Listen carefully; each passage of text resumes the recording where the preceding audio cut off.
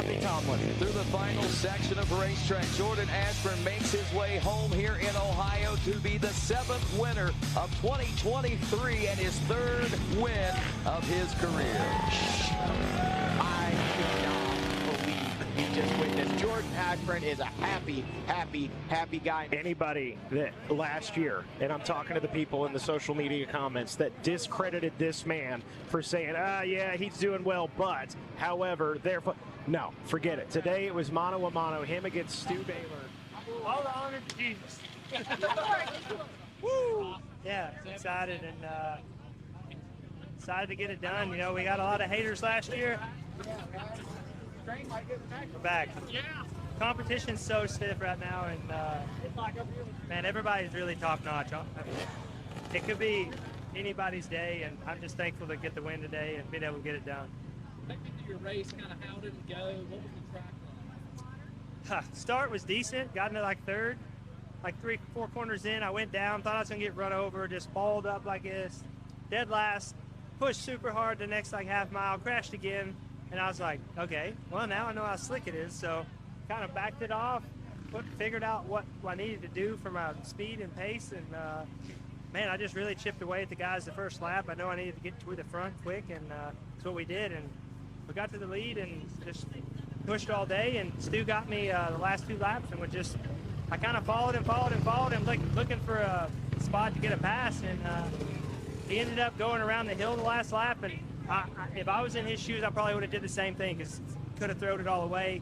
He was really in the guinea pig spot there that last lap, and I got really lucky and got up it and got around him, and I had a little gap on him, but he got me back. He was going so hard that I was happy to be able to get it done.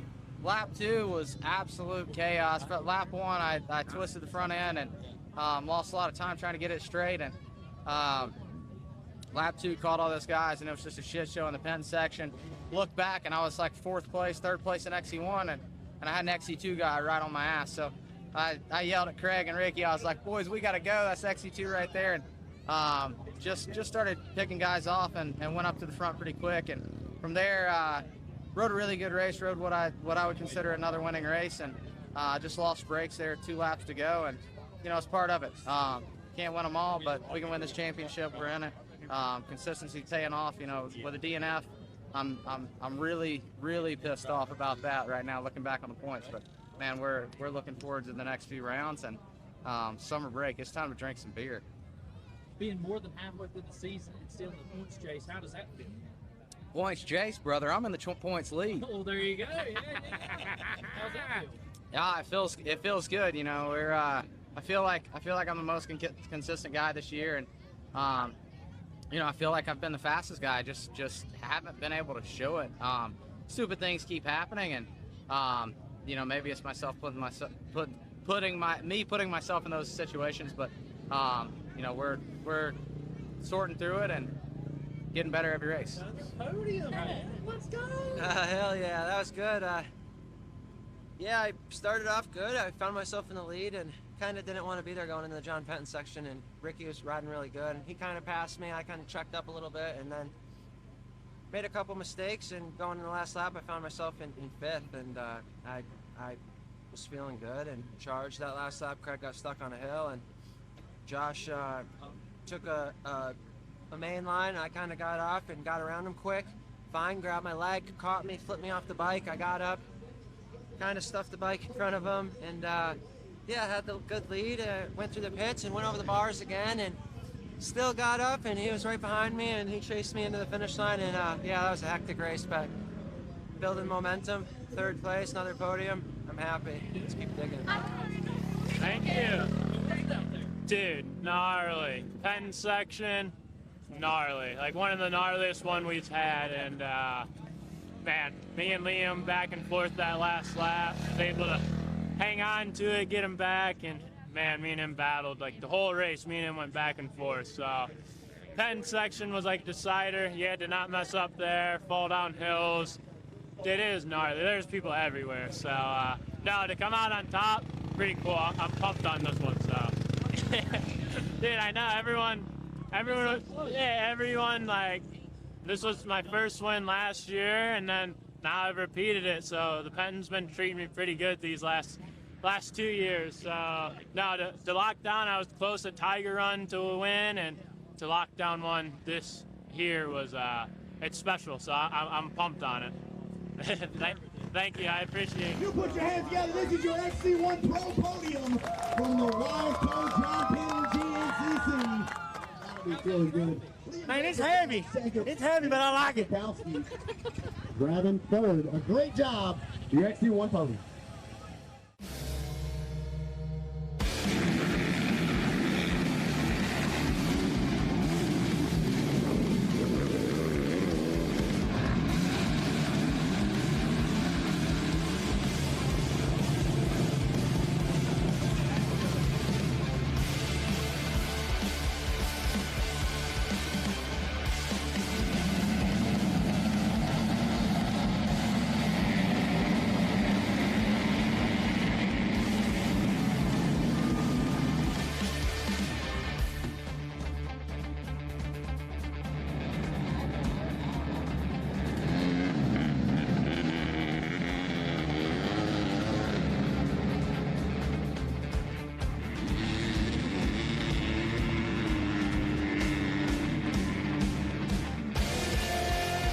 John Penn GNCC, the longest standing location on the schedule. We've been coming here for over 30 years.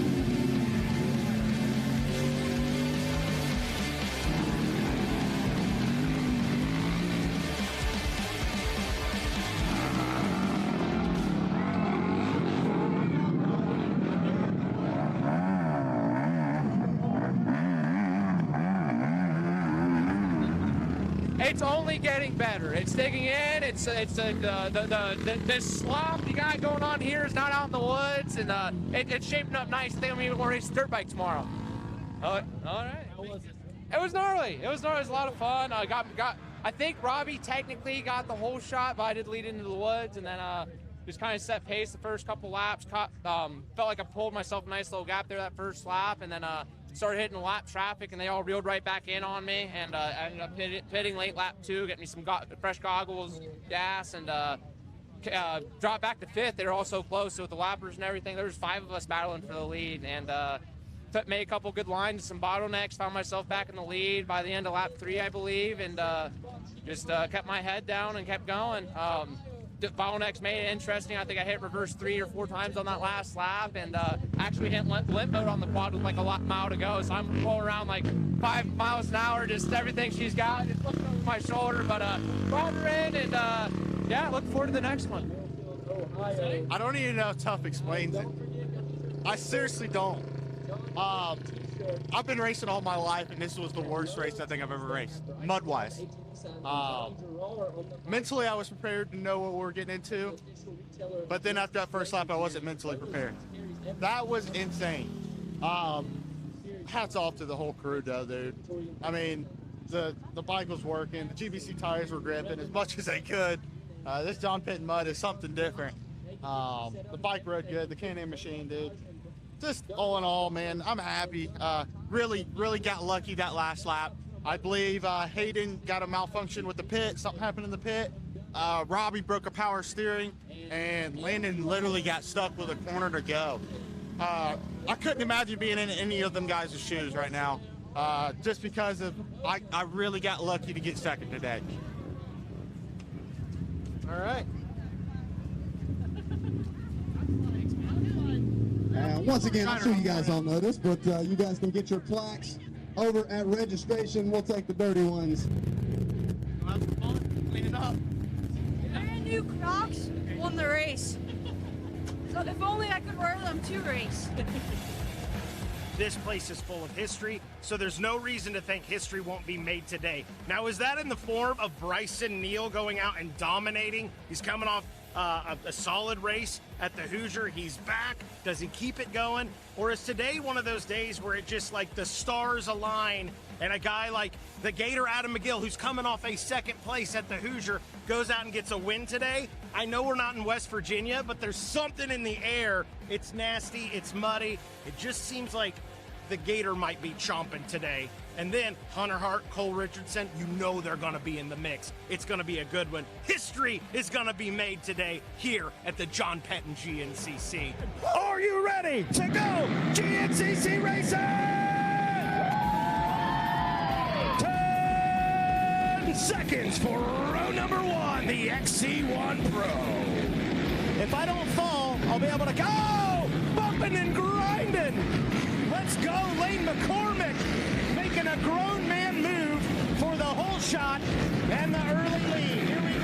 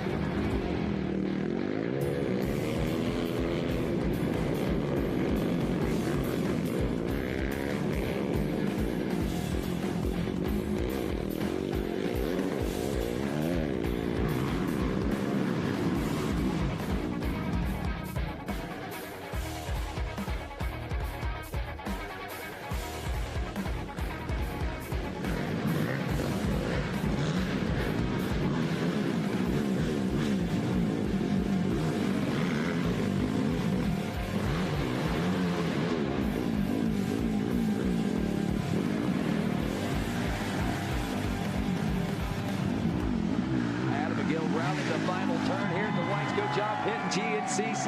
He is your round number 7 winner. I was going to say, Rodney, bring us home. I didn't even have to. Well, you looked at me and I was looking at Rodney pointing like, let's see if he does. Yeah, so we had a pretty bad start, but the biggest thing was trying to keep myself calm, man. I wanted to stay calm, and I knew once we got out there and got to moving, it would kind of sort itself out, right?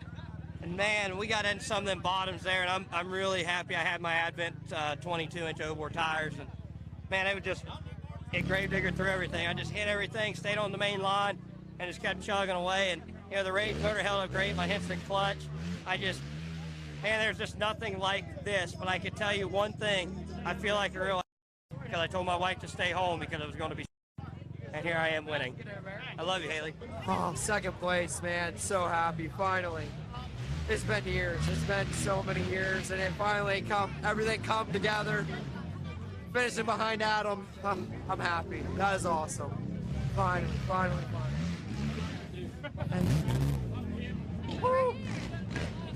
Oh my gosh! Let me tell you what. I want you to fall. That was crazy. That was one of the craziest mud races I've ever been in. Like, I hit it at the wrong time. It seemed like all the time the first 3 laps. I don't know. I got stuck behind Jay. Jay got stuck in the ruts. I hit him out. I was still stuck. Had to get off most of the bike. Then there was another time I got in the Brandon Owens. And then there was a bottleneck where Glada, Hart, Abney, Borage, Rush, Cole, we was all upside down on top of each other, all in the same place. There's about 3 or 4 times. I was stuck bigger than heck, but I'm so pumped to be able to bring this thing back on the small tires today. It was a crazy muddy race. Really awesome to get this 3rd place today.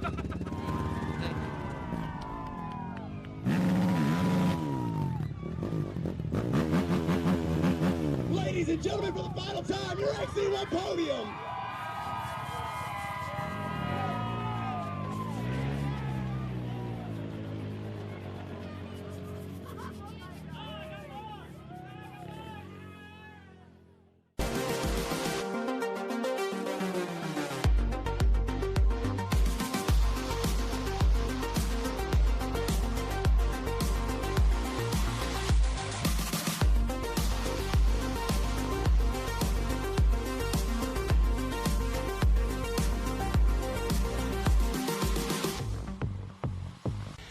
GNCC returns to RacerTV.com for round number 8 of the 2023 Grand National Cross Country Racing Series, and the stage has been set. We are in the second half of the season, and it has been a wild one, to say the least. Our most recent winner, he turned back the clock, the Gator, Adam McGill, picking up the win at the John Patton GNCC.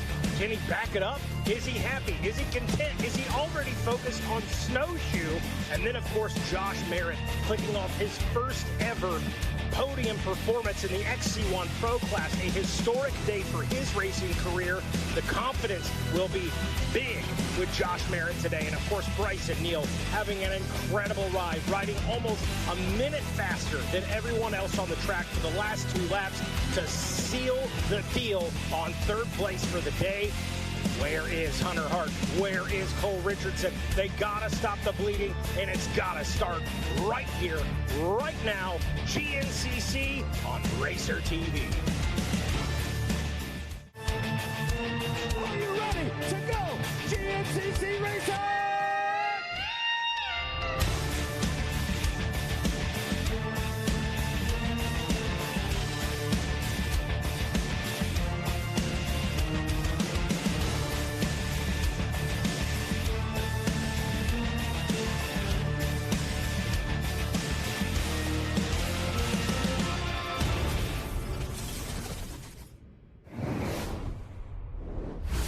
Good afternoon and welcome to round number 8 of the 2023 Grand National Cross Country Racing Series, presented by Specialized, an AMA National Championship. We are here for the Mason-Dixon GNCC, the Parts Unlimited Mason-Dixon GNCC.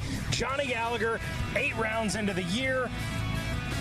Adam McGill coming off a win. I don't know what to say. We were stoked on the old man getting a podium a race prior to that. He comes out and gets a win. I got to say, I didn't expect to see it, but I'm stoked for him. Yeah, absolutely. You know, Adam, he put in a phenomenal ride there at the John Penton, and honestly looked like he had it under control from the drop. Was up front, rode smart and steady all day long. Was able to get the win. Obviously, a lot of pressure from Josh Merritt. First career podium from him. But when it came right down to it, the experience of the Gator came through, and he got the job done. I was absolutely stoked for him, and so was the crowd. Obviously, a lot of fans there at that facility and here in GNCC Racing of Adam McGill, and the podium was wild. It was wild, and like you said, big shout out to Josh Merritt. You know, we talked a lot about Josh Merritt going into last season. We expected him to maybe be fighting for some podiums. He expected that of himself. Never really came to fruition for him in 2022. 2023, different. That first one, probably the hardest. Not saying they get easier from here, they don't, but he has checked that box officially. Josh Merritt going to be riding with a lot of confidence this week. And how about Bryson Neal, the Bidwell Bullet, our points leader, comes out of nowhere. We thought there's no way this man's going to end up on the box. The gaps are too big. He found a way to finish in third, Johnny. He found a way to finish in third, and he found a way to put in laps that were significantly faster than the riders in front of him the last two laps. I believe it was over a minute on the last lap. He was faster than all of the riders in front of him.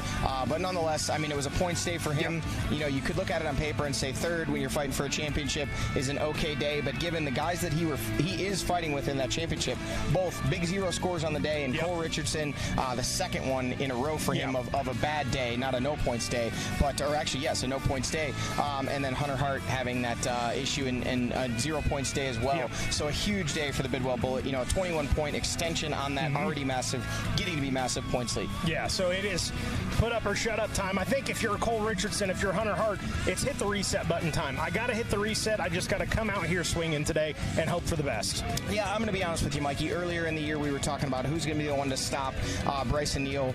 That's all changed now. At this point, it's damage control. These guys are in a big hole. They're in big trouble for this championship. Nobody's close, and he's on a roll.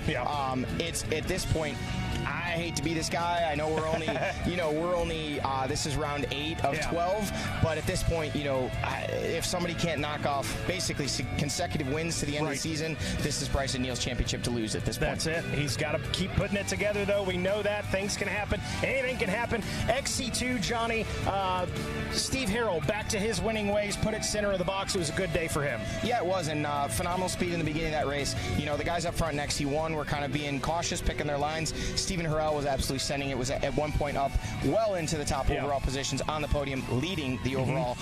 And then I think he himself got stuck, dropped quite a bit back within the XC2 class. But then knowing, he's the guy, he wants that championship this year, just fought and was able to get that lead back, grab the win, and a great day for him. And a couple of younger riders working their way up onto the podium. You talk about age and experience in mud races, but it was a first-time podium for James Glauda. He rode great all day long, and Lane McCormick, who's had a number of podiums already this season, rounded out the podium in third, was leading much of that race. So a bit of a heartbreaker for him in third, but nonetheless, when you're on the box, it's a good day. At a total mudder. Today, going to be a little different. Well, we have set the stage. We want to see what this course is going to look like today. We'll throw it to Jared Bolton with a course description. Well, thanks, guys. It's awesome to be here at the Mason-Dixon GNCC because, look, it's sunny. It's sunny. That's the welcome relief after the last two races.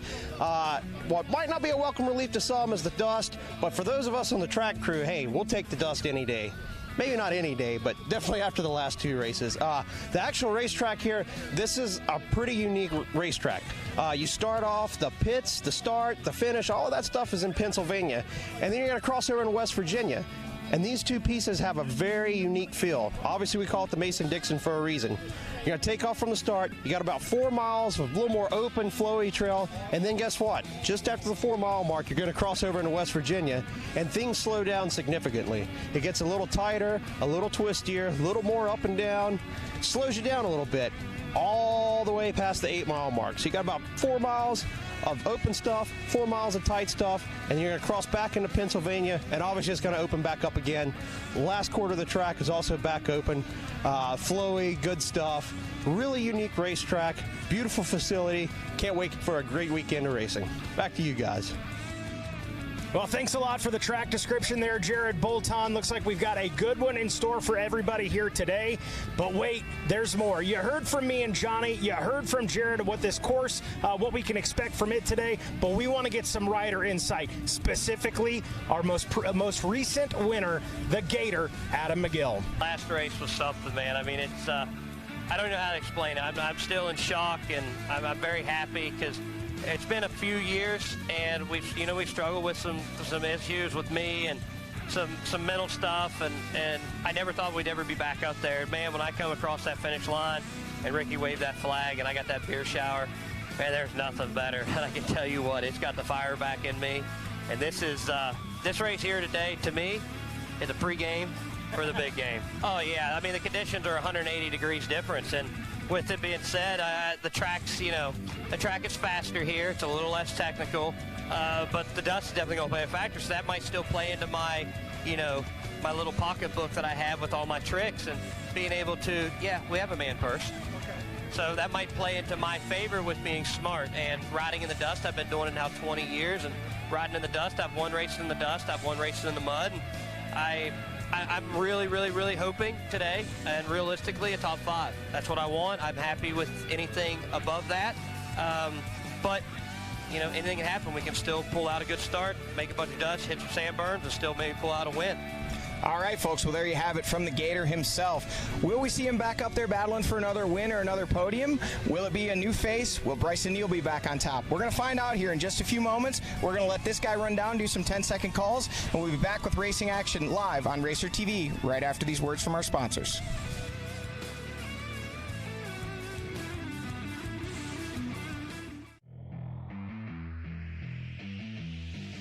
GNCC Racing is brought to you by Specialized Turbo e-bikes. It's you, only faster. And Rocky Mountain ATV MC. Get ready.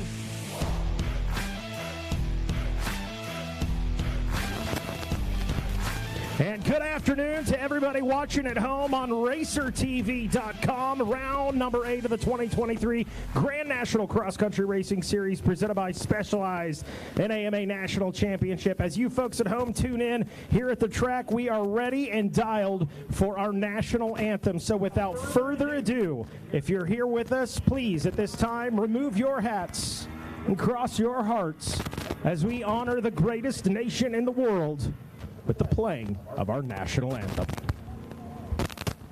Oh, say, can you see by the dawn's early light what so proudly we hailed at the twilight's last gleaming, whose broad stripes and bright stars through the perilous fight o'er the ramparts we watched were so gallantly streaming, and the rockets' red glare, the bombs bursting in air, gave proof through the night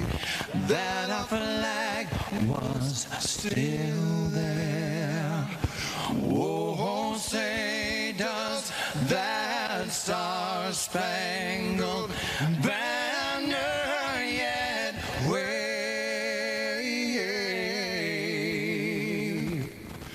o'er the land of the free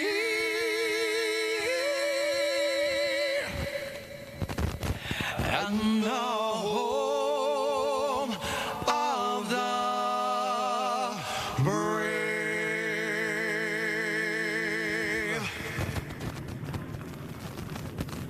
All right, all right, all right. We are just about ready to set it off now. But first, we got to meet our starting row for the XC1 Pro Class. Let's see where we're at. Jeremy Hobart, are you ready for me? All right, ladies and gentlemen, without further ado, your starting row for the XC1 Pro class. And riding to the line first, the #1 defending champion on a CST Tires and Hauser Racing back. Phoenix Racing Yamaha, the Bidwell Bullet, Bryson Neal. Rolling to the line next, the #3 out of Newfield, New York on a Maxxis Tires and Ithaca Recreation Sports backed Yamaha, Hunter Hart. Rolling to the line next, coming off a win at the John Penton GNCC, Waverly, West Virginia zone, Ober Tires and Moose Racing backed Honda, the Gator, Adam McGill. Rolling to the line next, the #4 out of Edinburgh, Pennsylvania, on an Action Off-Road and GBC Tires backed Yamaha, the Coltrane, Cole Richardson. Rolling to the line next, the 712 out of Waxhaw, North Carolina, on a Pierce Performance and Action Off-Road backed Yamaha, John Galata Jr. Rolling to the line next, the 621 out of Hillsboro, Ohio, the rookie sensation on a JM Motorsports and GBC Tires backed Yamaha, Wyatt Wilkins. Rolling to the line next, the #6 out of Acme, Pennsylvania, on an Action Off-Road and Pierce Performance backed Yamaha, Jay Shadrod. Rolling to the line next, the #11 out of Akron, Ohio, coming off his first podium as an XC1 Pro, the B&R Motorsports and GBC Tires backed Yamaha, Josh Merritt. Rolling to the line next, the #9 out of Casca, Pennsylvania, on a Maxxis and Elka and Moose Racing backed Honda, Jared McClure. Rolling to the line next, the #14, and he's the winningest rider in GNCC history on an Action Off-Road and GBC Tires backed Yamaha, Chris Borich. Rolling to the line next, the 714 out of Pittsburgh, Pennsylvania, on a Bulletproof Doors and B&R Motorsports backed Yamaha, Ronnie Rush. And last but certainly not least, the 703 out of Petersburg, Indiana, on an Action Off-Road and Maxxis Tires backed Yamaha, Austin Abney. And that, ladies and gentlemen, your starting row for the XC1 Pro class here at this Parts Unlimited Mason-Dixon GNCC.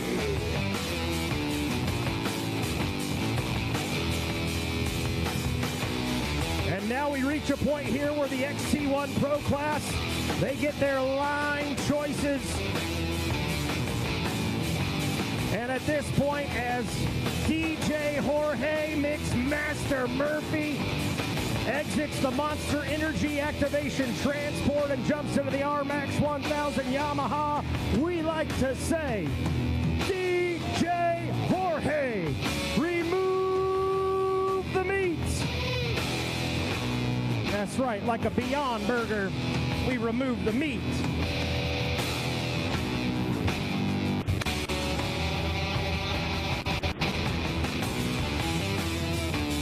We are just about ready to go now.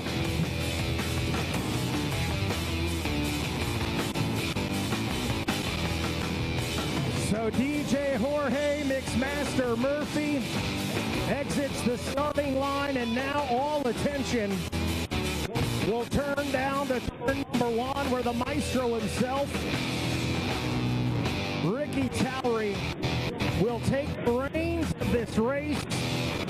And we go as he goes. Bryson Neal, your points leader. Adam McGill, the Gator, coming off a big win.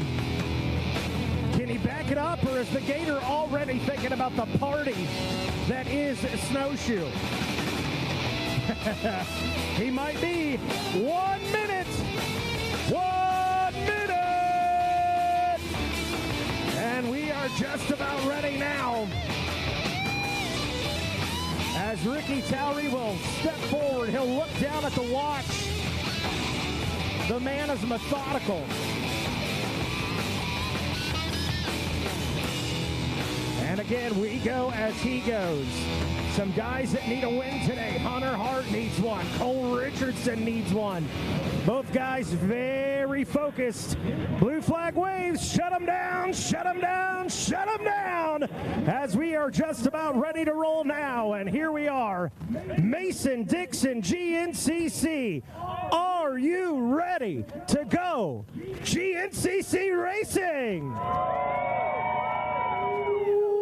That's pretty good, but I gotta tell you, we are in the heart of off-road racing, a stone's throw from the world headquarters. I'm gonna ask you one more time. Are you ready to go? GNCC Racing! 10 seconds for row number 1, the XC1 Pro. Bang, and they're off. Oh, Chris Borich on that inside gets shut out by Josh Merritt, and here we go into the hole shot. It's carnage. How about that? The 7-1-4. Ronnie Rush will grab the All Balls Racing hole shot, and you don't think these men want it? We are already battling in the XC1. Here we go, XC2 Pro-Am class hole shot award, courtesy of B&R Motorsports. Oh, and we're on the hold. Hang on, Ricky. Hang on, Ricky Towery. They're wanting to hold. They're wanting to wait on until the dust is clear, Ricky. Waiting on the okay. And now we're ready. Now we're ready. Here we go. XC2 Pro-Am class in 10 seconds. Steve Harrell, Jeremy Ladon, Charles Dunn, Grayson Eller, Brandon Owens, Kenny Schick, Chase Allison, Lane McCormick, Dylan Walraven, Logan Huff, Tanner Walker, and James Glotta. Battling for a B&R Motorsports Hole Shot Award. 9-2-6. Boy, I think that's what it looked like to me was Tanner Walker.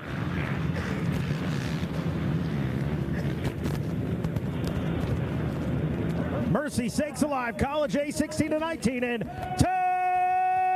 10 seconds. Keaton Henderson, Briggs Lizelle, Parker Henderson, Alex Steeman, Charlie Stewart, Seth Blake, Andre Williams, Christopher Howard, Connor Brandt, Trevor Furby, Elijah Edmondson, Caden Lambruno, Tavin Cook. Oh, bumping and grinding. That's going to go to the 2-1-4 of Trevor Furby out of Bellington, West Virginia. Making the grown man move right there for the hole shot. Oh, I'm so choked up about it. It's a wee bit dusty out here. Still got a little bit of carnage right there just past the hole shot. Waiting on that dust to settle. We are ready for the Junior A 20 plus. 10 seconds. Henry Moore, Dalton Keys, Riley Salick, William Wallace, Alex Elioff, Matt Smith, Logan Case, Justin Miller, William Walden, Zach Knight, DJ Malo, Devin Masters, Corey Vandelander, and Colton Buck. No debates there. That's the 1-2-3 of Dalton Keys on the Honda out of Holton, Indiana. Scooting out there, Vet A30 Plus coming up next. As we wait on the dust to settle, hey, I did feel a little raindrop. Ooh, and we all just shuddered. 10 seconds, Vet A30 Plus. Nick Davidson, Christopher Kirby, Dave Machisco, Michael McAvoy. They call the man Baby Mac, and Jared Little. Here we go into the hole shot area, and it's going to be 531, Baby Mac on the Yamaha to East Liverpool, Ohio. Grabbing the whole shot, an early lead there as we turn our attention now to the Senior A 40 plus in 10 seconds. Brad Whitehead, Todd Muscala, the Marlboro Man, Derek Hart, James Green, Dirk DeSerci, TJ Barrett, Brian Foltz, Zachary Phillips, and Chris Conklin. Oh, ooh, that was close. Brad Whitehead will get it. And the crowd goes wild for Brad Whitehead. You got some fans out there, my guy. College B, 16-18. 10 seconds. William Whitty, James Berger, Caden Bolliard, Bryson Bellamy, Hunter Rennick, Alex Ghost, Jack Neely, Hayden Hunter, Samuel Disher, Caden Scott, David Witt, Andrew Adams, Tate Long, Denton White. That's going to be the 172. Well, it certainly looked like the 172. Maybe 372. Nonetheless, a good start for them and a good battle in the College B. Here we go, Junior B, 19 plus. Waiting on the okay, and there it is. 10 seconds. Junior B, 19 plus. Dylan Stein, Michael Worth, Reardon, Rigdon, Doran, Connor Adar, Dylan McKellen, Corey Zach, Trace Furby, Clayton Kawasaki, Gavin Temple, Paul McCloskey, Jason Rude, Austin Newsom, Nick May. Look at this battle out in front. Ooh, that was close. But boy, it sure looked like Nick May to me. Grabbing that whole shot and early lead, the 416 Yamaha at B&R back ride. Got them shut down, and we're ready for that Vet B 30 plus class. Waiting on the okay. There it is. 10 seconds. Vet B 30 plus. Tyler Griffith, Chris Carson, Ken Bauer, Amy Dunlap, Tyler Miller, Daniel Norman, Matthew Hartwell, John Riggins, and Robert Henson. Vet B 30 plus. Jockeying for position out in front. Oh, it's not clear. Woo!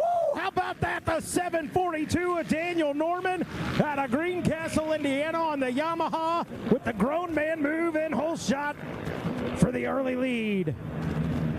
We got a reset, Senior B 40 plus. We are holding, waiting on the signal. 10 seconds, Senior B 40 plus. Shane Word, Douglas Bailey, Jason Noble, Greg Phillips, Ricky Lewis, Jason Rude, Jason Lemley, Travis Fleming, Bobby McCauley, Mike Horwat, Jason Lane, and Luke DeSerci. Here they come into the whole shot. That's going to be the 357 of Ricky Lewis out of Canova, West Virginia on the B&R and LS4, and Leon Rice Construction backed Yamaha. And that, ladies and gentlemen, is going to do it for your afternoon Pro ATV race. Things looking interesting out in front of that XC2 class. We're going to take a short break, get in a word with our sponsors, and when we come back, more here from the Parts Unlimited Mason-Dixon GNCC. We'll be right back after this.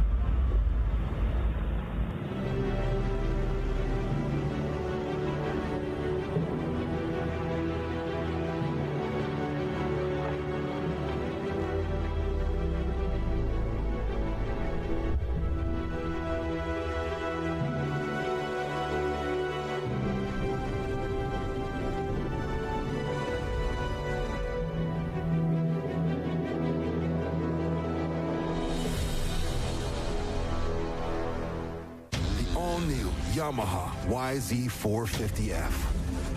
Narrower, more compact, and lighter.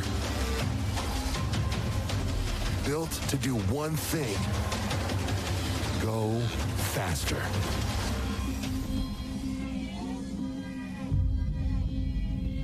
Flexible financing options offered directly through Yamaha are available. See your local Yamaha dealer today.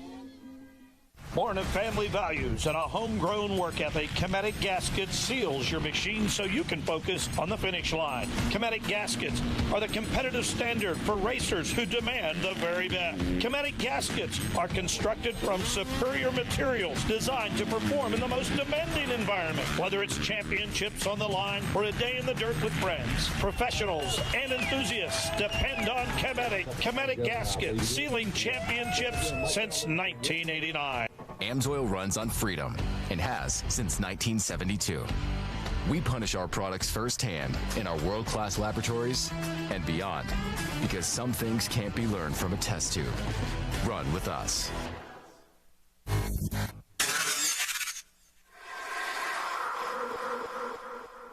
Last season was my best season ever by far. I won a lot of races. I won a championship, and it was also my first year using ARMA. And one of the things I noticed was just my ability to string good days together.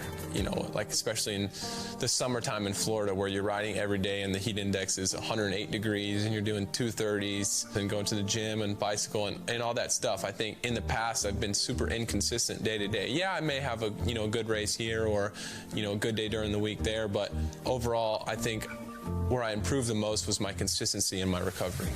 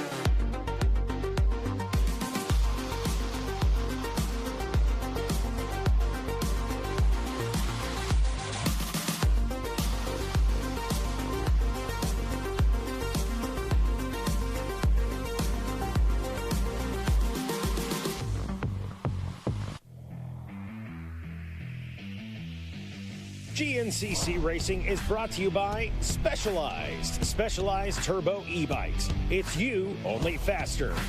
And Rocky Mountain ATV MC. Get ready.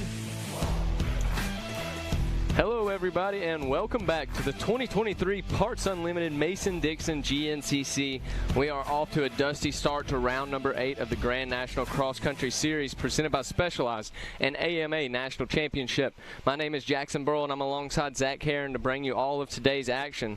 Stay tuned as Zach will be showing us a recap of the start in just a minute.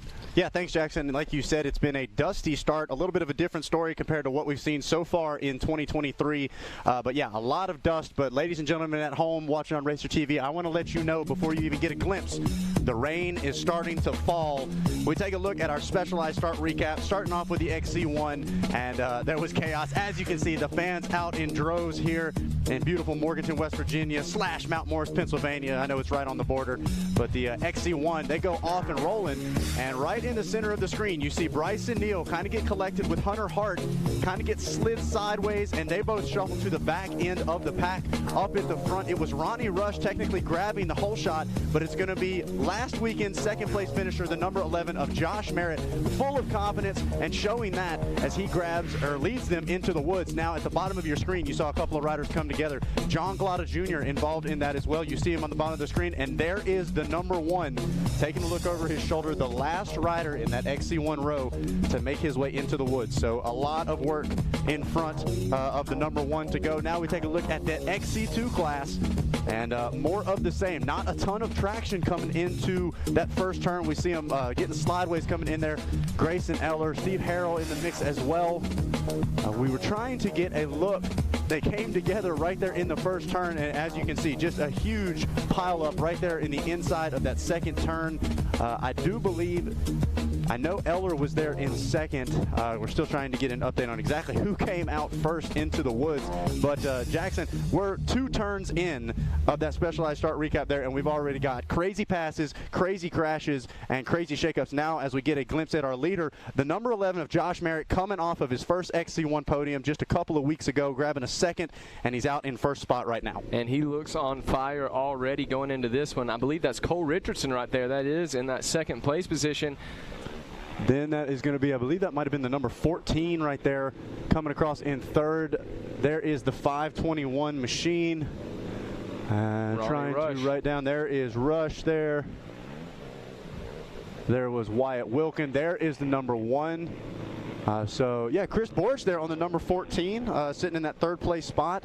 And as we see a couple more, there's John Glotta Jr. Looks like that might have been Austin Abney just in front of him as well. I did not, unless he passed by and I missed him, I did not see Hunter Hart. I did not see Hunter Hart myself either. And Hunter was up there coming together with Bryson Neal. It just kind of looked like Neal got pushed into the back end of Hunter Hart. Now we get a better look at second. I do believe that is the number 4, Cole Richardson, sitting in second. And this is exactly what Cole Richardson needs. He needs a good start and he needs to have a good performance right now. He's putting himself in a good spot off the front right now. And look at this. Look at the lead that we're seeing already. So the number 11 and the number 4 are trying to make quick work of it. And you guys even at home can probably tell the difference. You remember how bright that starting area was, how sunny it was? Look at the shot on screen right now. Like I said, the rain is starting to make its way over here. There was a chance of it coming around. Looks like Borch had some company there battling for third. But at the moment, really strong racing there in the podium, and a lot of question marks as far as what this track is going to shape up to be over the course of the next 2 hours. Yeah, Zach, and it definitely, it's really going to shape up, especially if this rain does come. How we were standing there at the start, things started to blacken up. It started to get dark out. It looks like it's going to rain, so we'll just have to see. But it's good to see Chris Borch up there doing good, man. He is the leader of the all-time points he has, or of all-time wins. He has 75 wins here in GNCC. Yeah, and Chris showing that he is still more than capable of running up there with the top dogs. Now, speaking of top dogs, we bring in your reigning 4x4 Pro champion, Cody Collier. Now, Cody, you were racing just a little bit ago, but there was no sprinkling. There was no sign of cooling off, no clouds. A whole different ball game when you were out there. Take us through it. No, it was 90 hot and dusty. There was no getting away from it during my race. No, it was a good day of racing. It got dustier as the day went on. There's a little bit of grass holding the dirt together when we got started going this morning, but by lap 3 we had totally got down to the base and it's just powder, and it's going to be dusty for these guys unless this rain that's coming in does something, but we'll see. Yeah, it's going to be interesting to see for sure, and we've been talking about it all day between the ATV micros and the youth classes as well. Vision issues when we're talking about a mud race are a whole lot different than when it comes to a dust race. You can pull roll-offs all day long. You're not going to get rid of the dust. Talk about what it's different and what strategy goes into these guys going into a dry, dusty race like this. Yeah, there's several ways to break it down. I mean, we'll talk about Penton last weekend. The big thing for Penton was staying out of the roost zone so you didn't break apart your goggles with all that mud sticking to it, and it was trying to preserve your roll-offs as long as you could. And here in the dust, you're worried about staying as close as you can so that dust goes underneath of you. The roll-offs aren't such a big deal. You're not worried about making the goggles last. You're worried about just trying to see through that dust. You can barely, as the dust coming across the screen here, you can barely see the Yamaha banners there after some sections. So it's just finding that pace in sections, knowing what sections are dusty and when you can close in and make that gap up before you get to the next open section. And to your point with that, when you're getting coated in dust, it's hard on the lungs, it's hard when you're breathing it in, but it's hard on the machines as well. Yeah, the air filters, everyone, a lot of the bike guys tomorrow, if we don't get this rain, a lot of them will change their air filters at pits. I wouldn't be surprised if we don't have any rain. A couple of the pros don't change their air filters at pits with how dusty it is. There's only so much air filter and a spray you can put on there before it gets totally packed in with this amount of dust. Yeah, going to be interesting to see as well. And then, of course, with the rain kind of sprinkling on top, that can lead to all kinds of mysterious ways as far as the track develops. You get that top layer where it's nice and wet and it looks like there's traction there, but underneath it there's a huge pile of powdery dust. And so if the rain continues to come down and if it picks up at all, it could lead to some interesting track conditions. We do see a little bit of that hard packed as well that we've seen at some of our previous rounds. But right now, the number 11, Josh Merritt, Cody, you can probably speak to this better than me or Jackson can. He got that first podium just a week ago in XC1. You could see the emotions, tears in his eyes when he was up on the box, but there's a confidence that comes with that. Josh Merritt making the most of it right now, leading the way. Yeah, I think for Josh it was more of a hunger to get back up there than it was also confidence, but he wants to back that finish up. It's one thing to do a one and done podium, one hit wonder, and he doesn't want to be that. So I think it gave him some hunger to come out here, got a great start, and I think led into the woods, and just trying to back up that finish from last round. Yeah, without a doubt. And now on the complete opposite side of the spectrum, we take second place, the number 4 of Cole Richardson, not coming off of the best 2 rounds here in 2023 for him. Had a really strong opening few rounds, but just some bad luck, not being in the right positions as far as these last 2 races. I think Cole really needs to rebound and have a solid performance out here at round 8. Yeah, I actually got to talk to him for a couple miles walking the track yesterday, biking the track yesterday. It was too hot, 90 degrees and dusty and miserable. I ended up choosing to bike the track yesterday. First time I've done that all year. But yeah, I ended up biking a couple miles with him and talking to him, and he's very calm about it, and that's dangerous for Cole. I think he's very hungry and just knows what he's got to do, and he's going to do what he can to make it happen. Yeah, without a doubt. These guys so in tune with themselves and their program. They know what they need to do. They know how to do it, and it's just a matter of getting it done. Is now waiting on our leaders, taking a look there, and you can already see it doesn't quite look as bad in that particular shot. Obviously, you're in the woods, you're in the shade, and here we go. I believe we're going to get our Yamaha track map, and for those of you guys at home that are trying to say, okay, well, what am I really looking at here? One of the things I want to point out is the amount of feel that I feel like. We had a lot of riders in our earlier classes saying when they were running into lap riders had a lot to do with how quickly they were able to make passes. If they caught them in the woods, they had a tough time getting around, but if they kind of lucked out and hit them in the field, it wasn't quite as bad. Yeah, we were carrying that much more pace than the lap rider. The dust isn't such an issue in the field, but when you're battling with riders in your class in the field sections, it makes it very dangerous, and it does make it hard to push. Most of the field sections were pretty short here. You do cross over to different tree lines, but it's short, sweet field sections, and I think it breaks up the track nicely. Lets you get that breath and then attack the next field section, the next wood section. Yeah, without a doubt, the Yamaha track map giving you a great look at all around. And you know, we talk about, we've got the track, we've got the conditions, the weather, all of these variables, but we've got a whole championship battle going on. One of my favorite things, our producer Adam Gordon putting this together, these are the point graphics. Now you're seeing round 1, the way things develop over the course of a season. You see Bryson Neal up at the top. Oh, all of a sudden what happens at round 3? Oh, he starts leveling back out. Then you've got the white line, Hunter Hart. He goes shooting up towards the middle side of the season. And Wyatt Wilkin, he even pointed on Facebook when we posted this, just steadily improving. Jackson, a pretty cool graphic here. Yeah, you can see Hunter Hart and Cole Richardson kind of leveling out over the last few races. And Cole Richardson's actually moved down to 4th in the points for this season. He has 121 points. Adam McGill, with that win last week, is able to move up into 3rd for points this year. Yeah, Adam McGill, a steady upward climb. But Bryson Neal, even with that little dip in the middle, Bryson still is up on the top side of the field. He's got that number 1 spot for a reason. And we were actually able to catch up with the number 1 and get a word with him earlier today. It's kind of crazy to think we're over halfway. Man, the Gator, he's good in the swamp, I'll tell you that. So me and him, we was talking it up, cutting up before the race, and he's like, I think I'm going to go big tires. I'm like, I think I'm going to stay at the course. I'm going to stay small tires. And we just looked at each other like, we'll see. So he paid off. He got it. So, man, that last race was hectic. Polar opposite today. So today's going to be fast, dry, straight up, more like what I like. So let's go out here. Let's get a good start. Let's roll. To your point, that was something Adam McGill said. He said, hey, today it's a much faster course. It's very dry, and in my head, I'm like, Bryson Neal, check. I think it's going to be tough. Now, Cole, very confident today, said, I feel like I'm the guy to beat today. I know you heard. All right, so we got a quick word there from Bryson Neal. Had a quick hello from Wyatt Wilkin as well. But right now, I do believe that is... It is. Cole Richardson out front with Josh Merritt there in second, unless we missed the leaders, but I think they did good on catching the leaders coming through. Yeah, and I do believe Cole has made that pass there. He was not in the first place spot, so the number 4, we even heard in that interview talking to Bryson Neal, Cole is feeling confident, and Jackson, you hit the nail on the head, or Cody, I think it was, that said, when he's calm, he's dangerous. And so right now we're seeing the number 4 out front leading the way. Yeah, he's he's not making those mistakes. He's not getting ahead of himself, and he's just focused on what he's got to focus on. Going ahead, Jackson. I was just going to say, all my attention is on Bryson Neal. I got to go out and watch one of the starts finally, and Bryson was the last person I saw come through quite a bit behind. He was looking back, I believe, looking to see if he had any banners or anything caught up. There is the number 14 right there, Chris Borage coming through. Still in third place. Good ride. Yeah, Borage is kind of one of those old wily vets. You know, he knows what he's doing, and there is the number 1 right there. Making moves on up, just as we were talking about him. He is making moves up through there. He is your points leader by 172 points, so he don't necessarily have to win this race to stay up in the points, but you know he wants to. Yeah, without a doubt. Trying to look a little further in, I believe that was Wilkin there.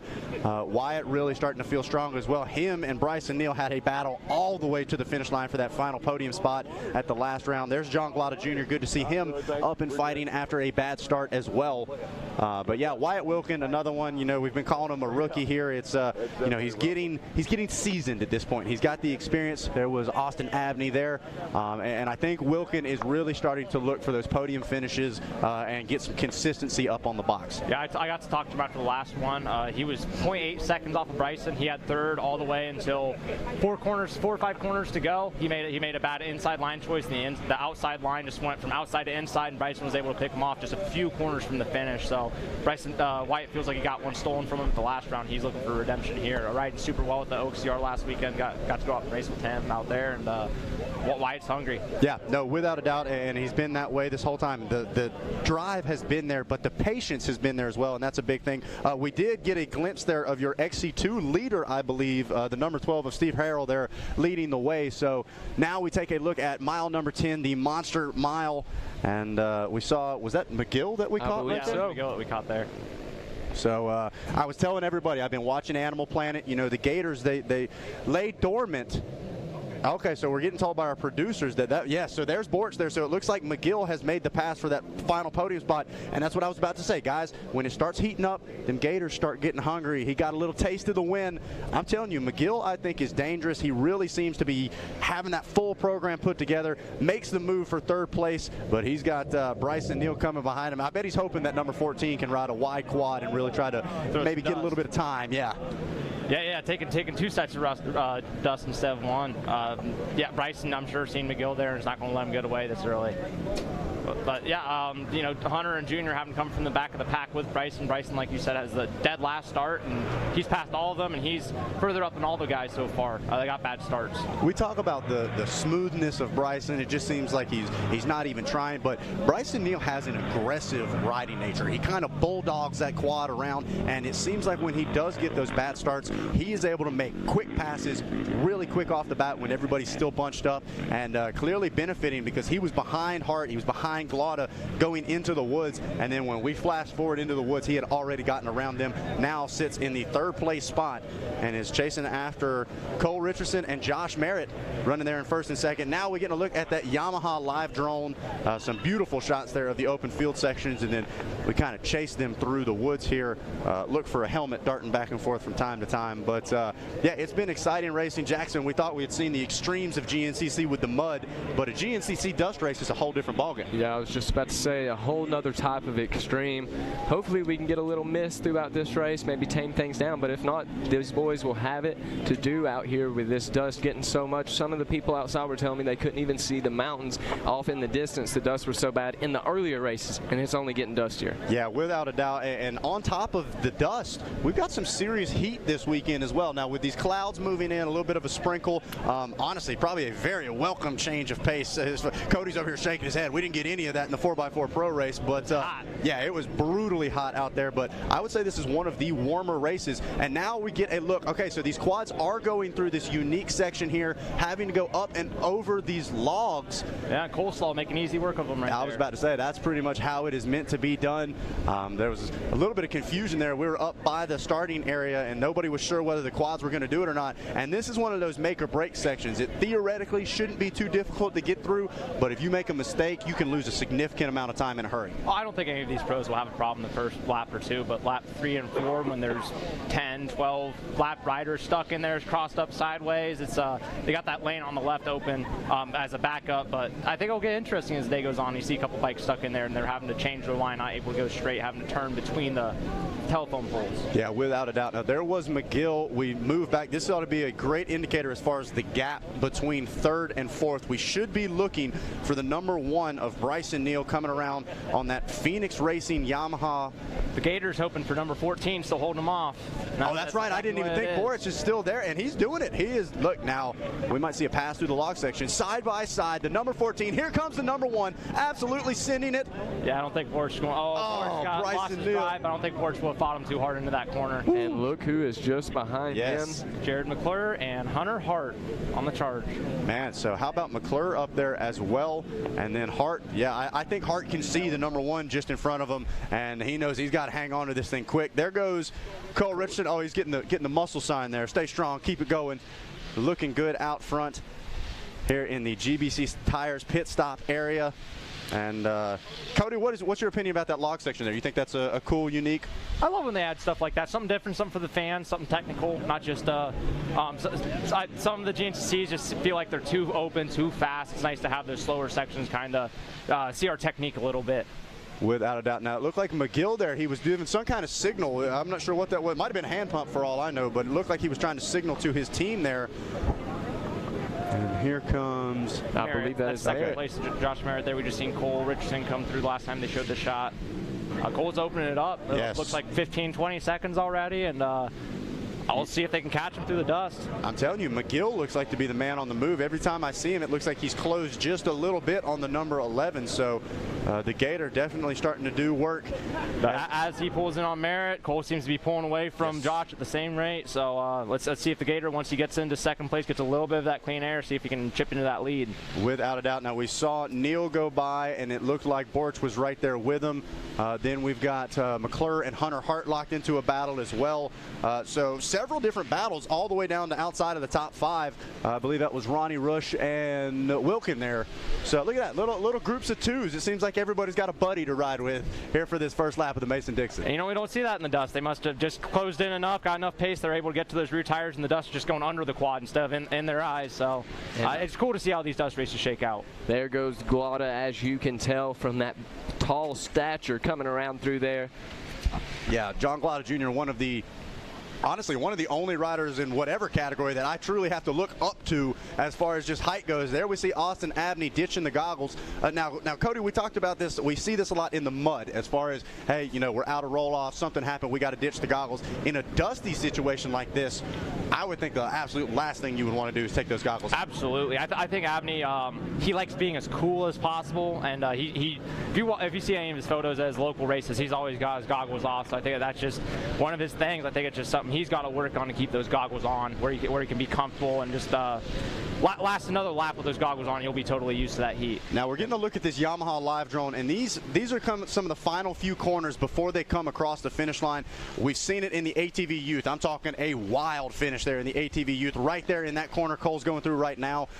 These off-camber corners really set up for some good passing opportunities coming to the finish line. Yeah. I like when they do some different stuff coming into the finish. I do and don't, depending on what position I'm in. Right. So it's a lot of pressure, or it's an opportunity. So it's just trying to set yourself up at the right place, right time. Yeah, I love when they do something different, give us some passing opportunities. And it looks like they had actually laid a little bit of water down right along that finish line area. Jackson and I could tell because you could see, and when we were over there earlier, you could not see anything. I could barely see Ricky Towery from where we were sitting just a couple of feet away. So, and that provides some different challenges as well. They do have to lay some water down for dust control.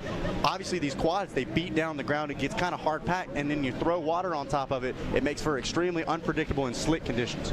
Yeah. When it's dry like this, we pack it totally in, where it's just concrete, and then you throw a little water on top. Now it's just ice. That's all that happens. So when we were talking about the rain and stuff, I'm sure they'd like it for the heat. But the other part of it is this whole track is packed in. If it does get a little bit of rain, just enough to slicken it up, like these guys are going to be fighting for traction all day instead of dealing with the dust. Speaking of slick, sliding around that corner there. It's steep. This camera does not do that hill justice. It's probably a 45, 50 degree angle uphill down and back up. It does not do that justice. A lot of off-cambers here, probably the most I've saw at a GNCC by far. Oh yeah, right here in this shot, beautiful example. It's a lot of off-camber, a lot of roots from trees on the inside, and as these guys dig it out, that inside just gets taller, so you have to be more careful every lap to not get tipped. Well, and that's what we were talking about earlier today. Jackson and I both come from motorcycle sides of things, so obviously there's a certain technique of going through an off-camber turn, but for you guys on 4 wheels, it's a whole different ballgame, and we even saw in some of those camera shots, you guys are up on 2 wheels, sometimes even 1 wheel coming in there, so the off-camber is extremely challenging for the 4-wheelers. Just different technique. It's just you just do what you can. Every obstacle is a little different. Like this one here, everyone, instead of hitting that high stuff, the rut's blown out enough where they can all pivot down low and just make one clean pivot and get right back on the gas. So you'll see Bryson right here. He's moved up into that 4th place spot around Boric, looking to close in. You see he just goes low, totally misses all that stuff that might tip you. You might see someone, set up a little early and try to hop across it. Now there is Boric still hanging on to that position. He's fighting Hunter there. Yeah, Hunter's on man on mission. Guy around McClure is already reeled up to the back of Boric. See McClure right there, like I said, they might check up low early and go across it instead of pivoting low. They might pivot early. Yeah, so there's a lot of different ways to do every one of these sections. And it seems like, Wilkin I was about to say, Rush and Wilkin have been locked in pretty much every time we see them. Yeah, I think Wilkin being able to be there, it's always easier to follow than to lead, but it looks to me like Wilkin just got a little bit more pace and just looking for his opportunity. Yeah, it's going to be interesting to see for sure. We're going to try to see if we can get a look at the gaps between them now. It looks like John Guada Jr. starting to close in on the gap as well. But no, some close racing that we're seeing at the front of the field. Oh, you want to talk about close racing in the front field? You want to do this one, Jackson? Tag you in, Jackson. All right. It looks like we got about 21 seconds between Cole Richardson and Josh Merritt, then about 8 seconds to Adam McGill. So about 30 seconds separating our top 3 there between Cole Richardson, Josh Merritt, and Adam McGill. Bryson Neal and Steve Harrell rounding out the top 5 overall as of right now. So how about Harrell now? Perfect time. And look at that coming into the shot, and he is your XC2 leader. Look at that right there. He was on 2 wheels coming all the way through that corner. Weight got to the outside. On rails. And who was that behind him? That looks like Tanner Walker. Yeah, that was 926 of Tanner Walker. Wow. It looks like he's actually closed in on him. It looks like when they checked it at the finish, he was about 8 seconds off of him at the finish, and was reeled up to the rear wheels of that number 12. Wow, so a great run there from Tanner Walker on the 926. And it was pretty impressive. I mean, Steve Harrell, he's kind of been the guy, in the XC2 class, been really fighting hard. So for Tanner Walker to pretty much close up in on the back of him, really impressive. Yeah, and I want to talk about last week of these XC2 guys. These first 2 laps seem to be, Steven led the first lap of our last round. So these guys seem to be on a charge, on a tear, coming through the pack on the first lap or 2. Getting a look at Grayson Eller there. So Cole Richardson out front on that Richardson Racing Action Off-Road back Kinder ride, and I believe we were able to catch up with him. We'll see what he had to say. Unfortunately, there, I'm just going to say Ironman, but we call it the Hoosier. But at Ironman there, we did everything we could. I wouldn't even go about that race any different as far as prep and, the work and the stuff we did to the bike. It's just we had a random part failure there that's honestly out of everybody's control, and, it happens. And last race, honestly, quite again, fresh motor, fresh everything, had a slight part failure. Don't know what caused what first because, they kind of go hand in hand. But, we knew something was going wrong with the bike, and, we was giving up positions, just honestly trying to really finish, and unfortunately we didn't. But, those last 2 rounds, when we were up front, when we were riding, I feel way better than we have even at the beginning of the year. And, those are races I actually truly feel like, we could have won, but, we didn't. But the confidence is there, the fitness is there, the bike's there, and we got everything brand new this race. I think I'm the guy to beat this weekend. We got the most wins here. I really like the track, and I just, I don't know, we feel good. I like to hear that. You heard it from the man himself. He said he is ready to go here, and he is in that #1 position. So he is showing it right now. Yeah, no, that's like you said, dangerous, I think is the only word that you can say. We've seen, even from the start of the year, that he's been right there. He's got the speed, he's got the fitness, and I've seen Cole doing a lot of different stuff as far as training goes. I've even seen him jump over onto a dirt bike and do a little 2-wheel training as well. Last week. Yeah, exactly. So, and he had that thing looking good, just like his quad. I'm telling you what, that thing looked fine. But whatever he's doing, it seems to be working well as we see the Cole Richardson of old, if you will, the one that we see at the start of the season, and back up front where I think he feels he belongs and where we like to see him as well. Now, the question is anybody able to catch up to him, or is he just going to run off with it? I think he's going to run off with it. Honestly, I mean, unless Bryson, I think Bryson and Adam might get in a little bit of a battle for second, and I think that's going to be the battle of the day. And unless Bryson can make quick work of Adam and get going, I don't know if anyone's going to have anything for Cole. Yeah, and I think that's such a good point. We talked about when two riders get locked up, it seems like they do one of two things. They either push the pace and they cause each other to speed up, or they do the complete opposite. They're riding defensively, they're swapping back and forth, and they end up losing time. So maybe McGill and Neal get locked into a battle. Cole Richardson says, thank you. You guys can fight over second. I'm going to run off with the win. But looking at another one of our riders coming through there, and I'm trying to see on our camera shots whether I still see a fair amount of rain coming through or not. It's hard to tell what's rain or what's dust, but at least from the TV truck, it still looks dry out there, guys. I don't think the rain has done quite enough at the moment to cause a whole lot of changes out on the track. Yeah, the dirt here is I'll always look at the dirt. I'm a dirt guy. The dirt here is deceiving because they water this section. They don't want you to get dusted out in pro roads. This section's water, but the next camera shot, I've been watching camera shot to camera shot to see if we haven't been getting any rain. It hasn't looked like it so far. Yeah, it'll be interesting to see as well. A 2-hour race in store right now as we're watching these riders come through the GBC Tires pit stop area. And that's another crucial spot to it. You know, the pit stop plans as far as if they do think there's a big rainstorm coming, whether or not they're going to make any big changes. I mean, once the race starts, Cody, you pretty much got what you got, run what you brung, as they like to say. I don't see them doing a ton of changes if, let's say, halfway through this race, we see the bottom fall out.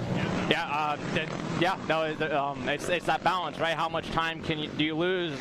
Will you make that time up if you make that change? So like people will stop for goggles, like that's the easy one. You know, if your goggles fall apart before you're ready for it, you'll 9 times out of 10 you stop for goggles. You're going to gain more time for replacing those goggles than you're going to be without the goggles. Yeah, it's kind of, do I want to bite the bullet now? And so. And we just got a cool stat here. We want to talk about our leader, the number 4 of Cole Richardson. 3 out of the 5 wins that he's gotten have been on this property. So when you see Cole Richardson saying, I feel good and I feel like I'm the man to beat, there's some facts to back that up, and that confidence that comes along with it. I know it seems like, oh, confidence this, confidence that, but the mentality that a rider carries into a certain race, a certain race track, it really does make a difference on their performance. Yeah, absolutely. You know, you know how you ride. You know your riding style. You know the track. As their leader, Cole Richardson's on screen now, making this hill look easy. It's just so hard race to race to keep that consistency, and that seems to be the thing that hurts Cole. Yeah, without a doubt. And I mean, we even talked about it there. He was like, hey, you know, stuff happens. That is one thing that I like about the professionalism of these guys, is even when things go wrong, they kind of just take it, hey, you know, it happens. If it's a mistake that they made, they take it pretty hard. But as far as when something just kind of crazy happens, it's part of the game. Now looking at the number 11 of Josh Merritt, and it looked for a minute like Merritt was kind of closing it up, but I think Cole has stretched it back out.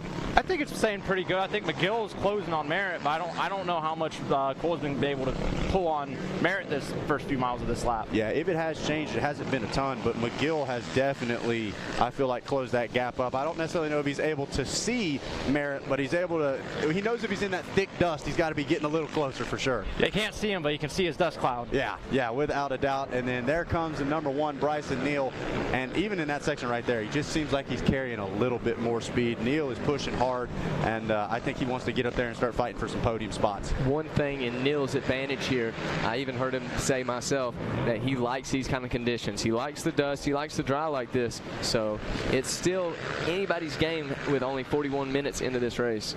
Yeah, it's going to be interesting to watch it, and like you said, Jackson, we're not even halfway through it at the moment, so really plenty of things can happen. You see on the side of your screen there, Harrell on that XC2 is currently sitting 5th in overall timing, so your XC2 front runners putting quite the pace on as well.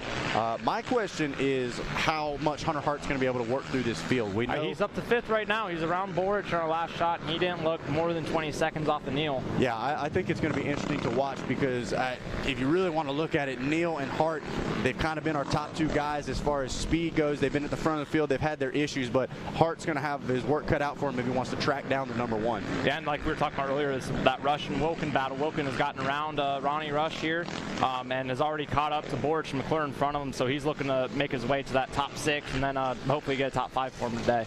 But it's going to be tough. He's got some fast guys in front of him. Without a doubt. Yeah, no, we've got some really heavy hitters up at the front side of the field early as we get a look at this FMF PowerPoint. A great shot of them going up the hill, and you get a good glimpse there. We saw how clear it was when Cole went up the hill, but by the time by the time even Merritt went through the dust, it just makes it so difficult. You can't quite see exactly what those lines look like.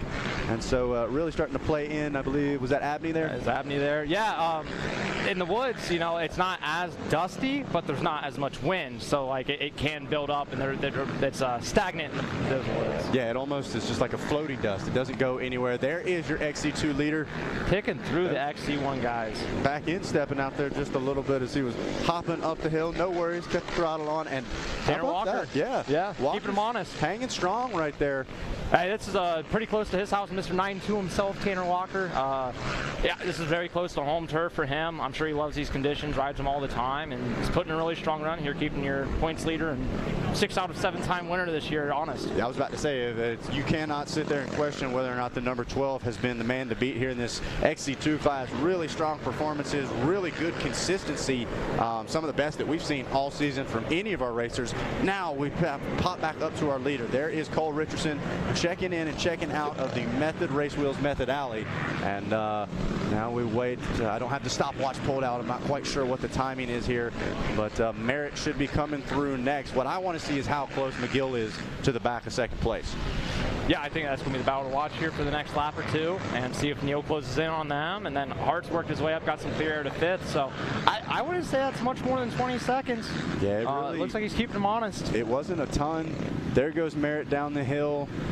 And we wait to see, boom, there is the Gator himself, Adam McGill, your round 7 winner. And as the camera pans, all right, so we still got a little bit of time at least back to Neal. He's not quite on the rear wheel at the moment, but McGill really running strong, starting to chip away. He had closed up significantly on Merritt there, but I think he's just kind of consistently a little quarter second here, half a second here, as now there is the number 1 of Bryson Neal. Looks like his rear left fender's flopping. I think he took a tumble. And that's what I was about to say. I feel like he had lost a little bit of time off the back of McGill. Yeah, see if our producers can get a shot of him coming down that hill, but as he's coming down that right-hander, it looked like that rear left fender was touching that tire and flapping. And Hart's super close to Neal. Hart made up a lot of time on Neal, and Neal lost a lot of time on McGill and them guys. I was expecting McGill to be there. It's kind of crazy. It seemed like the number 1 was indestructible at the start of the year. He could do no wrong, and then just one thing happened, and then another thing happened, and now it's like, hey, Bryson Neal is human. So, I mean, the number 1, he's fighting hard, and he is pushing hard, but right now it is all the number 4 of Cole Richardson leading the way. We'll be back after a quick break from our sponsors.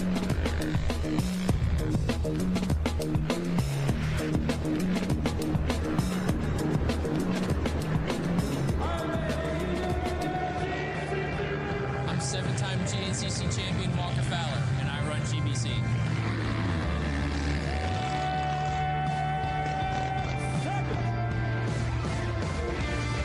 Like a bullet into the first turn, the number 1 with the pink helmet and pink bars. It is Walker Fowler, the 7th.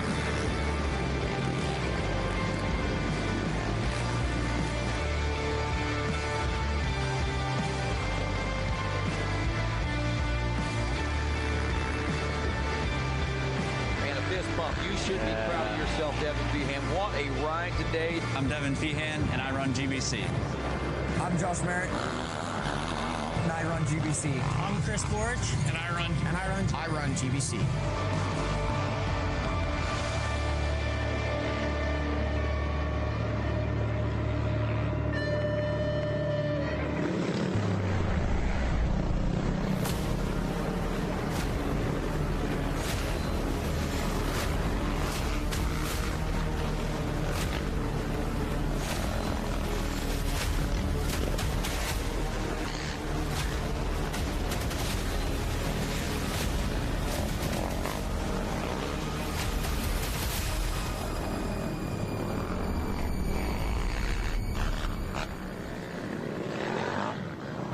The United States Motorcycle Coaching Association has been setting a standard for motorcycle coaching since 2016. Coaching is important for all riders, no matter the age or skill level. The USMCA connects riders with coaches, whether the rider's just starting out on their motorcycling journey, to a competitive amateur racer looking to reach their next milestone, or the professional athlete trying to clinch a title. Download the Motorcycle Coaching app and get connected to a USMCA certified coach today. How would you like to go to a school where we take into consideration how students learn best? Well, we do that because we find if we can build the curriculum around the things you are interested in, you're going to do a better job. The mission at On Track School is that educational success is possible while chasing your dreams. Not only will our staff help students to achieve success, they will cheer you on to the finish line. We encourage you to check out On Track School at ontrackschool.com, where we can help you chase your dreams and still get a quality education. OnTrackSchool.com. Check it out.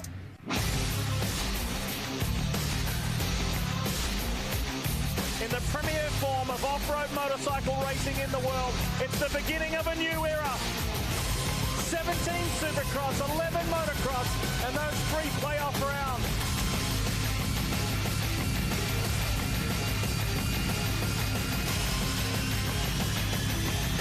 Super Motocross World Championship Final. Tickets on sale now. Visit supermotocross.com. 30-second card is up. We've talked all about it. We've watched practice and qualifying. We've theorized. We've bench raced. Now it is time to go. Revs are up. Gates down. Side by side we go. Jet Lord, Justin Cooper in front of the crowd. Winner from Chase Sexton. Did anyone else get up in the mix? They have been 1-2 in the last 7 motos of this championship. Here we go.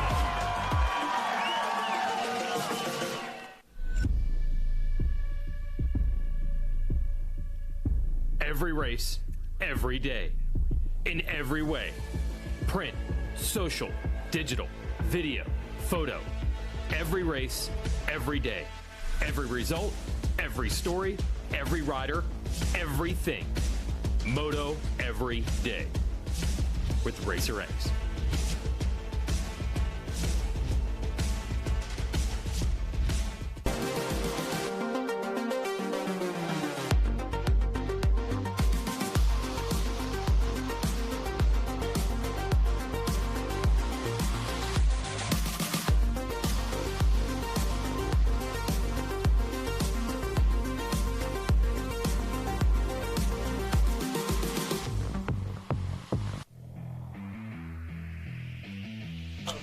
GNCC Racing is brought to you by Specialized Turbo e-bikes. It's you, only faster.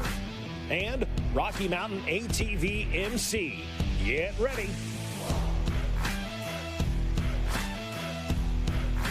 All right, and once again, welcome back to round number 8, the Parts Unlimited Mason-Dixon GNCC. We are four-wheeler racing at the moment. But we've already had so much fun so far this weekend. And I'm talking about yesterday. Yeah, that's right. Friday night Fan Fest, or Friday afternoon Fan Fest out here this weekend, as we've got some of the best in the business. Our XC1 riders there, a couple of the XC2s, I believe even some of the WXC out there. There's Stu Baylor signing autographs, chatting it up with the fans. You know, so many of the racers that come on the weekends, they're like, hey, I want to talk to my favorite rider, whoever it might be. Hey, they're in race mode. They're working at that point. But when you're at these Fan Fests, look, there's Bryson Neal right there. Big smile on the face. He's chatting it up. You get to have a legitimate conversation. And look at that. There's Big Bad Thad in the dunk tank there. Thad Duvall having a great time hanging out with the fans. That Friday night Fan Fest. Be on the lookout for those. The rest of the series and the future of GNCC, a great opportunity for you to hang out and meet your favorite riders. And talking about some of your favorite riders, we had a lot of questions. We had a lot of concerns, a lot of excitement around this. Our next guest up here in the booth, Mr. Walker Fowler. Can we confirm we saw you on a quad? Is that correct? Yeah, first time riding in a very long time. So, and I always struggle with these darn head mic things. Walker Fowler, he can win with the ATVs, but he's working on the microphone. The microphone is such a struggle. Hey, we've got Adam McGill still. McGill has made the pass there. So actually JM now back to second. But Gator. Yes, was on a quad yesterday, and it felt good. Yeah, it looked good too, as well. Yeah, absolutely. Yeah. We had a lot of people very excited. We saw the photos online, and the GNCC fans, they just went crazy. Yep, they were on the line. We got Bryson Neal still in fourth here. maybe making up a little ground, maybe not, but and our last shot looked like he had gone down. His rear left fender is almost touching his rear tire, so it looked like he's remounted from some sort of get off and is starting to put the pace back down and catch up to those guys. And Hart is latched on. Hart is definitely moving on up, so that's good to see. He was gung ho for the start for sure. He just was a little too aggressive. He told me he was going to do it too, and I was like, man, just line up on the inside, don't hit the hay bale, and everything will be fine. He said, nope, I'm going wide, and man, it almost worked for him. And then he kind of got caught up with someone, and then basically cut across the entire pack, and almost had a whole shot, went in the woods probably like 7th or 8th. So it seems like one of those things where if Hunter's one of the front riders coming off the line, he just has some bad luck in that first turn, whether he clips a hay bale or came together with Bryson Neal there. It's like if he gets a good jump, he doesn't seem to make it to the whole shot line before something happens. Yep. It's just tough, and it's he's in a situation where the starts any more. And Cody, you can agree with this, especially if you make it to the line on time. But we're not going to talk about that. The starts are so key anymore. But coming through the pack is such a challenge, and that's where you're seeing these big gaps. Man, the dust clouds. I'm actually impressed that 3, 4, 5 guys can all run together. And obviously, right here it looks pretty good. But there's just definitely areas on this track where it's like either not clear cut, but there's pretty open spots, and man, it just gets so dry. And I was wondering if it was the cameras were weird. Yeah, I was about to say. Actually that dark. Did you see Jay Shad's headlights there, where he always has them on, but usually you don't really even tell. But man, it's dark in the woods. It's darker than normal. I think the camera is making it a little bit darker, but it is pretty dark in these woods. And we thought we were going to get some weather, and honestly, the back side of the track is probably getting rain, but the front side of the track is not. I don't think it's going to hit here. Yeah, we've heard some different reports. We heard somebody looked at the radar while we were at commercial break. They said they do think that there's a chance that we're going to have a cell come through and maybe get a little bit of rain. Mac Fink there walking in the camera shot, flexing the calves here. You want to talk about a cyclist there. But there we go. They're back to, and you talk about, we go from dark to light, and I think I see a little rain in the camera shots as well there. So rain. Yeah. Going to make it slick. Yep, the Yamaha Live drone doing its thing, giving you a shot there. It's we get a race update and a weather update right there in one. And so yeah, look at that. The drone's headed home because the rain has started to fall. And so take everything we've been talking about so far, the dust, the vision that goes along with it, throw it out the window. Now we got the rain falling. What is that going to do? If you're one of these riders and you're saying, okay, now I've got rain starting to collect on my goggles, what do they start to expect as far as how quickly the track will change? They just try and keep the goggles alive. When it starts to rain with this amount of dust, it just starts sticking to your goggles, so you're constantly pulling your roll-offs or tear-offs because of the dust sticking to it, not necessarily the amount of rain you got going. So it goes into a little bit of a mud race. We'll try and make sure your goggles last, but at this point in the race, they still got plenty of film, almost halfway through the race. They're going to take a set of goggles at pit. These guys should be fine.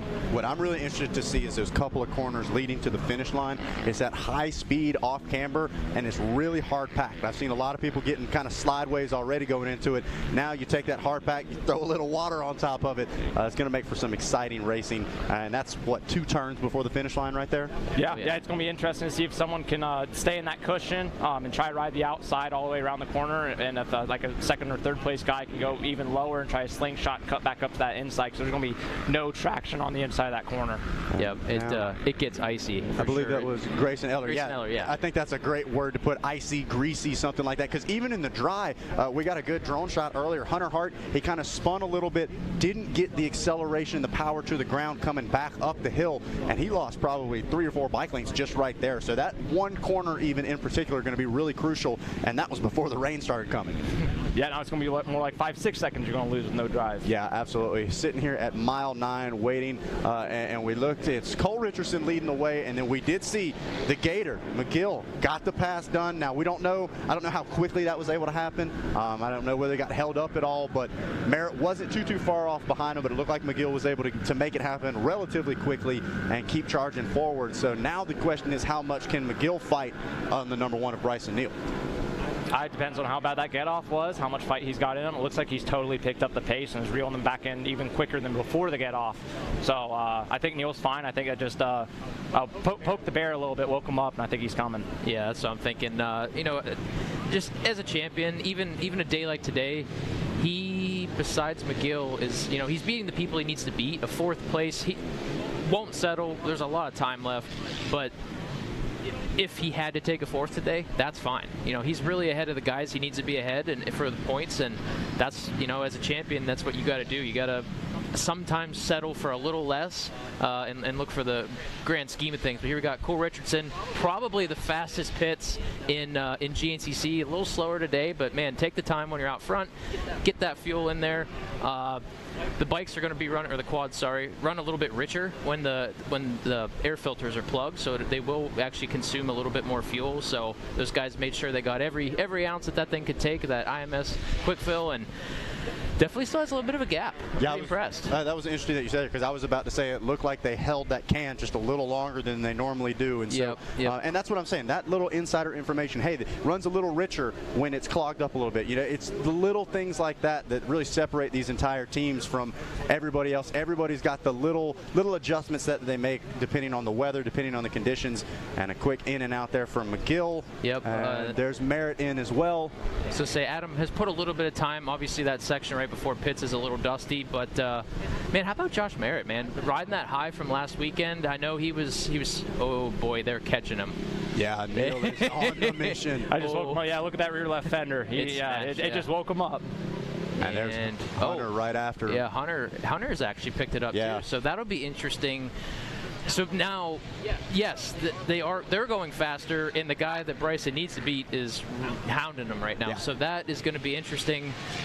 That will force those guys to the front. So yeah, there's not going to be any settling for fourth and fifth. Those guys are going to try to go to the front. Cole Richardson's probably riding. I'm not going to say he's riding wide open, but he probably has a little left. But man, when you have a decent-sized lead right now, why risk it early? You know, take the race to the final lap. Yeah, I think especially for somebody like Cole Richardson coming off of those last 2 weeks of bad luck, I think for him it's like, hey, I'm in a good spot. I just need to keep hitting my marks. Don't ride over my head. Don't do anything crazy, and just focus on trying to bring this thing home. And honestly, I think for him, biggest concern is just get on the box again. Let's get some momentum rolling once again, and he is doing just that right now. But he's out front. He had the good pit stop there. And one thing I saw, it looked like McGill's goggle strap was kind of flipped around when he was pulling off. Does that bother you guys, or you're just bothers like, me crazy? Okay, it bothers me crazy. It's so annoying. Okay, because I mean everybody's in a sense of panic. They're getting to look at Wyatt Wilkin there. Look at that. Wyatt? We got the girlfriend, the wife, whoever that is, and they're in a hurry. They want to try to get in and get out. The last thing you want to be is the one that the rider is waiting on. Oh, almost coming together with Boris there, giving a little wave there. He said, "My bad." But yeah, I figured I figured you guys could feel it. Oh, it's the worst. It's probably one of the worst things. Yeah, I put on my own goggles at pits. I take the time, throw mine off. I put mine on how I like it, and I'm comfy for the rest of the race. I don't want to have to be up. And yeah, there's how slick that is with the watered down finish section. Now we got rain on top. Yep. So there it is. The 2-lap card is out. Cole Richardson checking in, and yeah, the number 4. You even saw coming out of the bottom there. It was like he was going straight, but you could see he was just spinning. And so that's going to be really interesting to watch how that develops. And the rain really is coming down. Yeah, it's not sprinkling at this point. It's raining. So we can hear it on the roof. Yes, absolutely. Look, we're probably going to watch these fans start running off here. No, what am I talking about? These are GNCC fans. They're embracing it, whatever. And there's Adam McGill, and they're all running to cheer him in the rain. Even with the Yamaha shirt on. Absolutely. Yeah. Ronnie Rush. Man, so yeah, I can hear the rain coming through the headphones here, and so that's pretty exciting stuff as far as just the switch of conditions. There's Merritt coming through. He sees the 2-lap card as well. And that number 1 machine should be right there. And man, Hunter Hart right on him. So I wonder, did Bryson maybe get injured, or is the bike banged up? But or is Hunter Hart riding that well right now?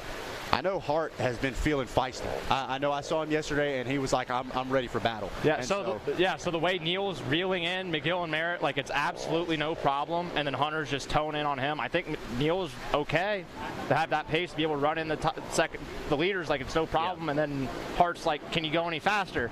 It's interesting to see. I think Neil's fine from what I can see. He's still got pace to run down your podium contenders, but I think Hart's just got a little something today. Yeah. And Bryson Neil, it's not like he's going to get passed in the points if Hart does get around him. So I guess if he really starts to get uncomfortable, if that pace gets pushed too much, we could see the number 1 possibly even not let him by. But I mean, if he's got more pace, kind of like what you were saying, Walker, that championship mentality, the big picture, currently sitting at 172 points out front, with Hunter Hart sitting at 145 points in second. So a little bit of room to play with if you had to. Nearly a full race. Yeah. almost, which, I mean, at this stage in the season especially, that's a great place to be. You've got Wyatt Wilkin on screen and Jared McClure. Yeah, he's right finally there, made the move on Jared for 6th. Yeah. I wonder if he got him in the pits or you know, I guess I missed it. I don't know. I know it looked like Wyatt and Borge were battling the pits, right? That's who was side by side. I think Wyatt's ran him down since the pits. Yes, you are correct. And then it should be Chris Borich. Yes. Man, it is raining. Yeah, it is coming down. I know I'm pretty impressed. Can't see it at home, and honestly, this camera shot, it's so crazy because it is pouring right now, and there's still dust coming up. There like, is, yeah. It is the two complete opposites there, but we get the best of both worlds, the best of everything, the extremes of everything out here at GNCC, and it's just going to make it that much more exciting for the second half, basically, of this Mason-Dixon ATV race. We had an hour of dry. Now we're going to do an hour in the rain. We'll see what happens. We'll balance. Exactly. The yin and yang out here. But 2-lap card is out, so they know exactly how much longer they've got. They know as far as if they're saving anything, any energy or anything like that. They're like, all right, I got this amount of time left. Here's what I need to do. So I'm really over these next 2 laps. I want to say the number 3, I think, is the one to watch, just as far as I want to see how much more pace he's got, whether he's just towing behind Neil or whether he's the one that's really pushing the pace and is able to get around him. And it's always a lot easier to follow than to lead, so that might be part of it. There's a lot of variables going on right now with that floppy fender on the number 1, but yeah, Hunter seems to have pace right now. And there's like, your XC2 leader, Yep. Stephen Harrell, number 12 out front, looking good. Tanner Walker was only like 7-8 seconds off of him last lap when they checked in, so it looks like he's got a little bit of playroom now. Let's see when the 926, Mr. 92 himself, checks in. And got to give a prop. It looks like that's him right there. To Tanner Walker there, really having a good, strong, best finish so far this year is a 15th, and so to be up here and pushing the pace, I mean, he is still hanging close, less than 10, 15 seconds down on your leader. Really strong run there from the 926 of Tanner Walker. Essentially his home race. Yeah. This is as close as we get to his area, so definitely hats off to him. Looks like Austin Abney. I talked to him before the race, and he said, it's too hot, I'm not going to have goggles on today. And I literally saw him not even at the end of the first lap and didn't have the goggles on. So I asked Cody what was going on. He was like, he was hot. He gets hot really easily. He likes to stay cool. So yeah, and that's weird. I think I'd rather be hot and not have the dust in my eyes, but man, hats off to him. Kids at home, I don't recommend it. Your eyes are very important, but you know what, Mr. Austin Abney, he says maybe Austin should get like a set of safety glasses or something. Like yeah, figure something out, man. I get nervous for him. Yeah. But you talk about as far as the 926 of Tanner Walker, it's a hometown race. Do you guys carry that as a benefit? Do you carry that as extra pressure? Like the hometown is everything that comes with that. Is it a good thing for you guys, or is it a little more pressure? What do you feel? Walker, we'll start with you. I usually would ride better at my home race. Powerline Park was my home track, and man, I had a serious reign of just excellence at that place. I loved it. It was similar conditions. That's, I think, maybe the biggest thing is it's your bike where you ride all the time. The ATV is set up for those conditions, and that is just huge. And obviously you got friends and family, and man, you do want to kind of show off. You want to have a reason to celebrate with all those people, and you just go out there and you just do it, man. And that's Cole Richardson. This is also as close to home as we get for him. So he told me, he's like, I'm winning.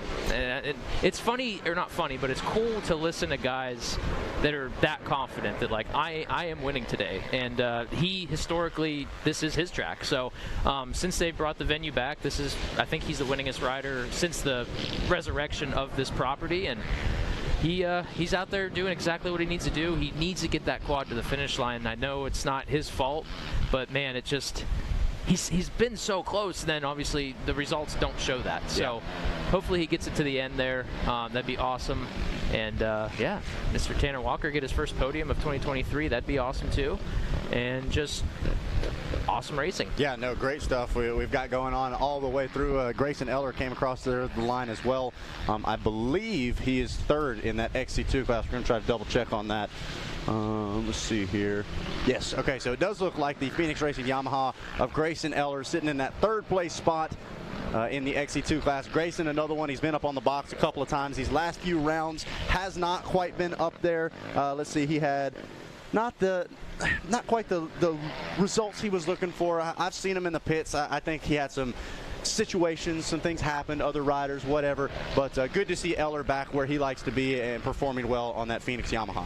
Yeah, and another name, Cody, that I'm seeing there is the 17th overall, Jeremy Ledone, having a good weekend in the XC2 class. Obviously, was that last year or 2 years ago when he won Junior A? I think it was 2 years ago. I think he kind of had some issues. I think it was 2 years ago. Yeah, my brain doesn't work that great. But either way, awesome to see him in the top 20. I know he's been struggling a little bit this year, but yeah, also not too far from home for him. So honestly, a lot of racers come from within a probably 200-mile radius or 100-mile radius of this place. Yeah, no, it seems to be a kind of a mecca for you guys. It seems like everybody, even if you don't live around here, you've ridden up here a lot. Everybody seems pretty familiar with it, and I think the confidence shows that as well. A lot of these riders, they might not be Cole Richardson confident, but they're like, hey, I like this course, I like the conditions, I feel good. So yeah, and I'll use that to run into my opinion of hometown races. I can't stand the Penton. That's my hometown race. Okay. I hate the track. I hate the conditions. I hate that clay base where you're just fighting for 2 hours for traction, whether it's dry or not. Like last time out. But I don't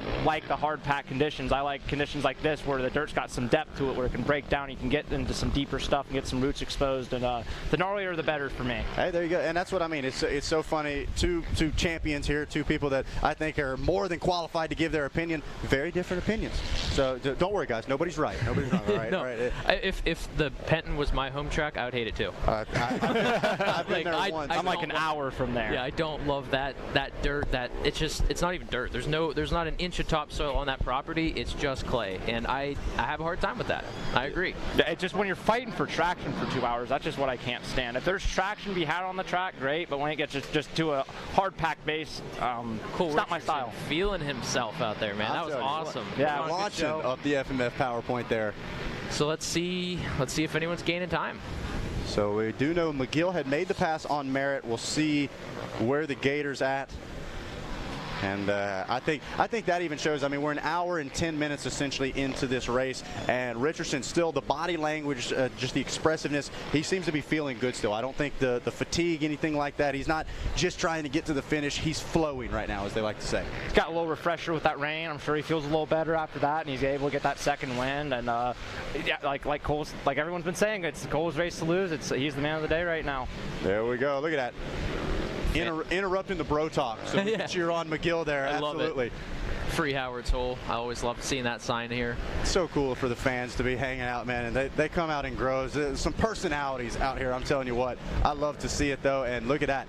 Wow, wheel to wheel, the number 11 and the number 1. And where's the number 3?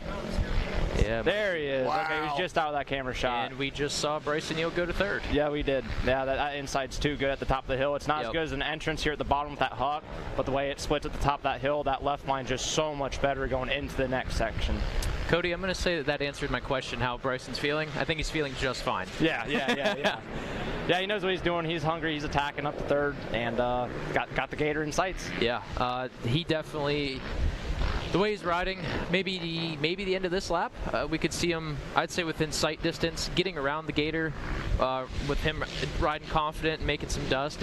Although, you know, with the rain, maybe that's going to help. So I think it's going to take a little bit of a mistake from Richardson to help bring those guys right back, you know, quickly. Yeah. I don't think you're going to see him get ran down, you know, in half a lap. Yeah. But man, that pace they're running right now, I'd be curious to look at lap times, and you know, Richardson definitely might have company at the end of the race. Without a doubt, and I'm curious to see how McGill responds to this pressure right there as well, because just behind Neal, we saw Hunter Hart, or I'm sorry, I'm talking Josh Merritt there in 3rd, because we saw Neal made the pass. Hart obviously was right there behind him. I think he's going to try to do the same. I want to see Merritt get up there and fight back and forth, as now we watch Wyatt Wilkins sending it up the hill as well.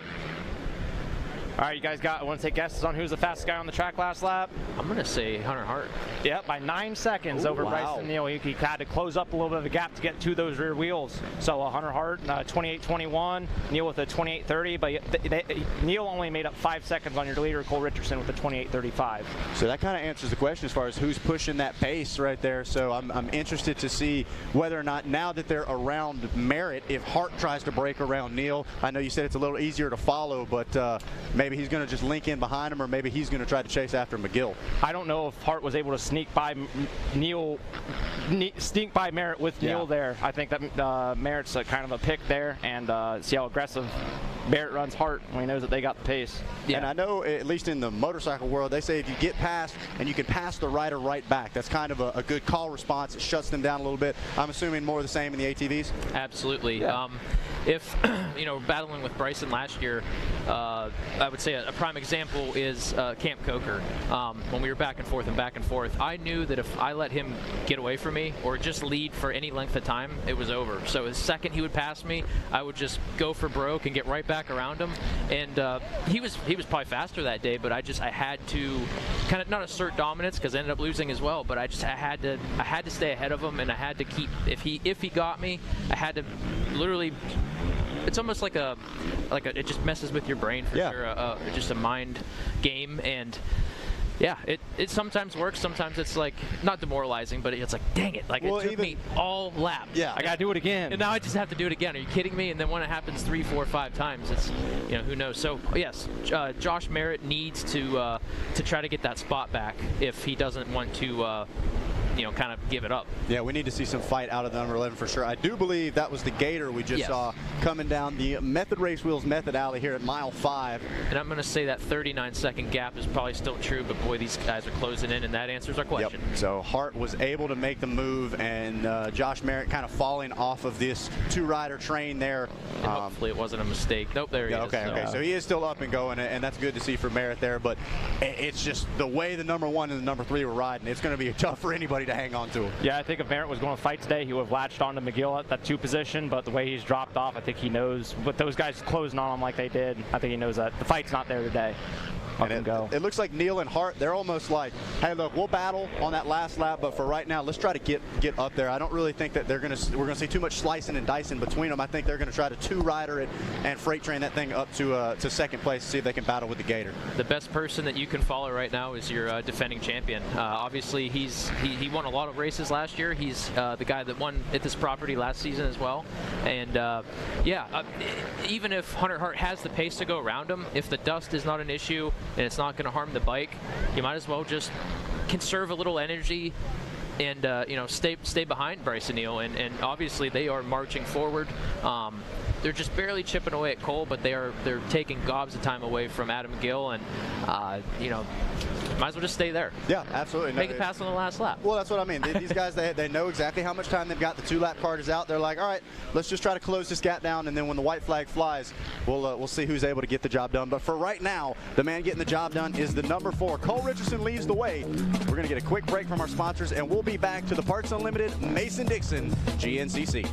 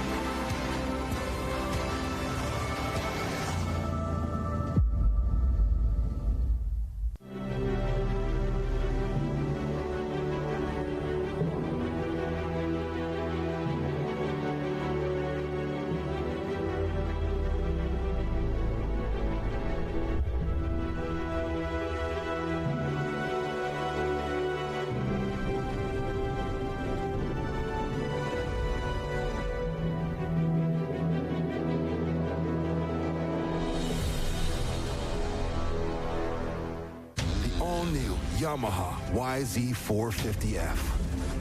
Narrower, more compact, and lighter.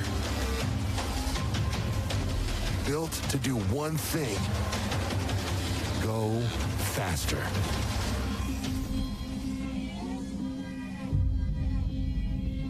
Flexible financing options offered directly through Yamaha are available. See your local Yamaha dealer today.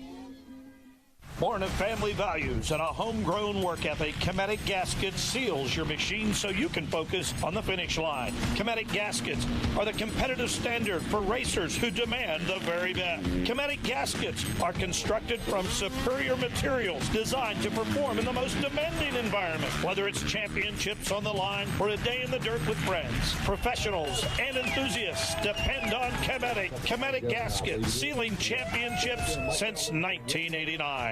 AMSOIL runs on freedom and has since 1972. We punish our products firsthand in our world-class laboratories and beyond, because some things can't be learned from a test tube. Run with us.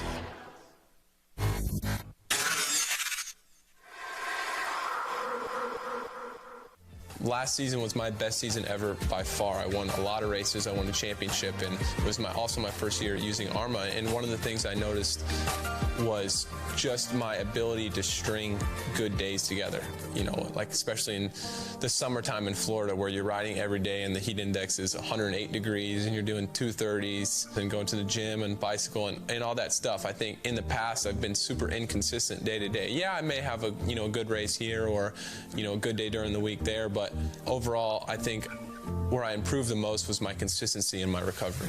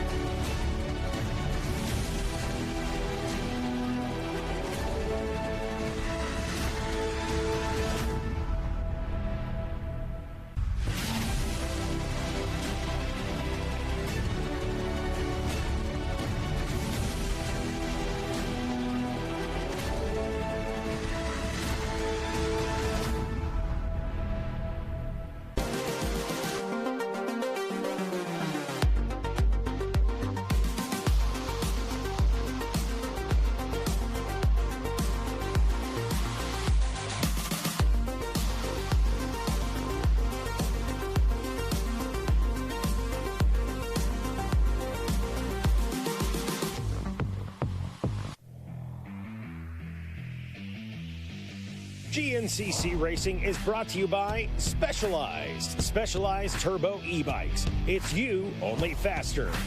And Rocky Mountain ATV MC. Get ready. And welcome back to RacerTV.com. We got a little GNCC live racing action for you. The Parts Unlimited Mason-Dixon GNCC. The Coltrane Cole Richardson doing his thing out in front. And mama, there goes that man. What a ride by the Coltrane. And I got to hand it to him. Jackson Burrell joined me in the booth. Cole said in the pre-race interview, he's like, I'm winning today. I feel like I'm the man to beat. He was very confident. I thought, ooh, there's a number one plate down there. It's going to have something to say that. But Cole Richardson talking the talk and walking the walk right now. He sure is. And where is Bryson Neal? Getting that on that tangle up on the start, man, has really affected him more than I would have imagined, especially with him liking this track, like he said.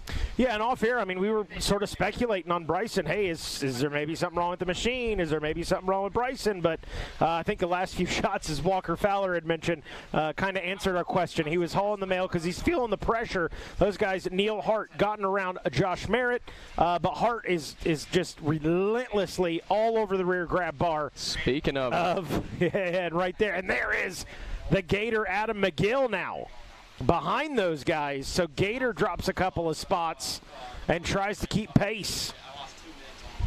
So would that put Bryson Neal up into second place? I do believe it would. I believe it would, and I'm not going to do it this week. Because 2 weeks ago, I said there's no way Bryson Neal can make it on the podium. He's too far out of it. And he said, watch this, Mikey, and he took third. So I'm going to hold out for him. Josh Merritt right there, still having a good day. I want to give a shout-out to Josh Merritt. The podium last week, doing very well through, I would say, an hour and 15 minutes of this race. And he's checked up a little bit, but that's okay. He's still learning that pace with those front runners, and I think today's still a positive takeaway for Josh Merritt. Most definitely. Such a solid last race for him, and I'm sure he can only grow from here. Yeah, I mean, that's it. He's still, trying to check those boxes in the racing career. But, Merritt still doing well. Still doing well, and Coltrane out there hauling the mail. McGill, we know, back into the 4th spot as Neal and Hart have both picked up a position. So Neal now up into 2nd, Hart into 3rd. And I think those are the heavy hitters. You come into the season and say, who's going to challenge Bryson Neal? It's got to be the Coltrane. It's got to be Hunter Hart in the absence of Walker Fowler. But last couple of races, there have been some mulligans for those guys. And if anybody needs a good day, a win especially, it's Cole Richardson. Yeah, he's been so close to it so many times, it almost feels like he has gotten a win. But if he's able to hang on to it today, this will be his first one of the season. And he didn't even didn't place at the last one. And then 14th before that, so a huge comeback for him. Big gap back to Wyatt Wilkin, the sensational rookie this season, has really checked off some boxes. Actually spoke with him before the race, and he was talking, pretty stoked on the last one, how well it went, Jared McClure. But nonetheless, he wants that podium. It eluded him, but it eluded him because of some guy named Bryson Neal, and he said that's still a pretty positive takeaway. Chris Borich rolling through right there, watching mile marker number 9. We're 2 laps completed into what will be a 4-lap race. They got the 2-lap card last time around. So when they check in here for a 3rd lap completed, we'll be seeing the white flag. Been a different one. It started hot and dusty. I was getting choked up on the starting line. I think I've chugged a gallon of water since then. And then we got rain. I mean, an absolute, 10-minute monsoon. Just enough to maybe cool these guys off, and they say, and then back to work. And now back to the dust. Back to the dust. That's it. So going into this weekend, Bryson Neal has the points lead. He has 172 points. He's followed closely by Hunter Hart with 145, not too close though. And then behind him is Adam McGill. So McGill is looking good in this championship fight so far, with Cole Richardson having the troubles he had at round number 7. Yeah. That puts him ahead of him, and Adam McGill, 3rd place on this season. Just laying the groundwork for snowshoe in a few weeks here. He'll be ready by the time we get there, I have no doubt. And it's got to fire up the Mud Fleas, the West Virginia faithful. They know their man, the Gator, going to be putting on a show, and it's always a party with him, win or lose. Going to be a good one. And you know what? He's done really well here today. It's been an impressive ride for McGill. We'll see what he's got here late with these guys. But again, the Coltrane has just been stellar. And it looks like we have took our log section just about out. Nothing left. It's cool Cole, on lap 1, though, man. Sure that was a cool shot. So Cole hitting the woods there. See if we can get our eyes on 2nd place. See if that's going to be Bryson Neal. Boy, you talk about a gap. Cole Richardson, like I said, talk the talk, walk the walk. He has checked out to Laderville here at the hour-and-a-half mark. And that just shows what being confident like that, that good feeling that he had beforehand is paying off. That's absolutely right. And there's Bryson Neal, I believe. Yeah, and I think you're right. And boy, he's really shed the rest of those guys. Where is? There Hart. Is. And Hart seemed pretty confident coming into this as well. I kept talking to him, asking if he had a plan. He wouldn't tell me what it is, but he said there's a plan. Yeah, Hunter Hart he got quiet today, and I thought, okay, this is probably a good thing. Hunter Hart needed to have a conversation with Hunter Hart, and looking for him to turn it on here late, no doubt. He's got to get up there and keep pace with Bryson Neal. Got to keep that tow rope latched on if he wants to charge and have a shot at Coltrane. Cole coming through there on 3 wheels. Man.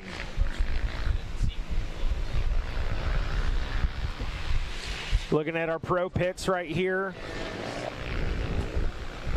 As we await the Bidwell Bullet on his Phoenix Racing Yamaha machine. Yeah, Cody Collier over there counting the time. Nailing it. We're at about, what'd you say, 20? At 20. We're closing in on 30, and here comes Neal. The pit board's out.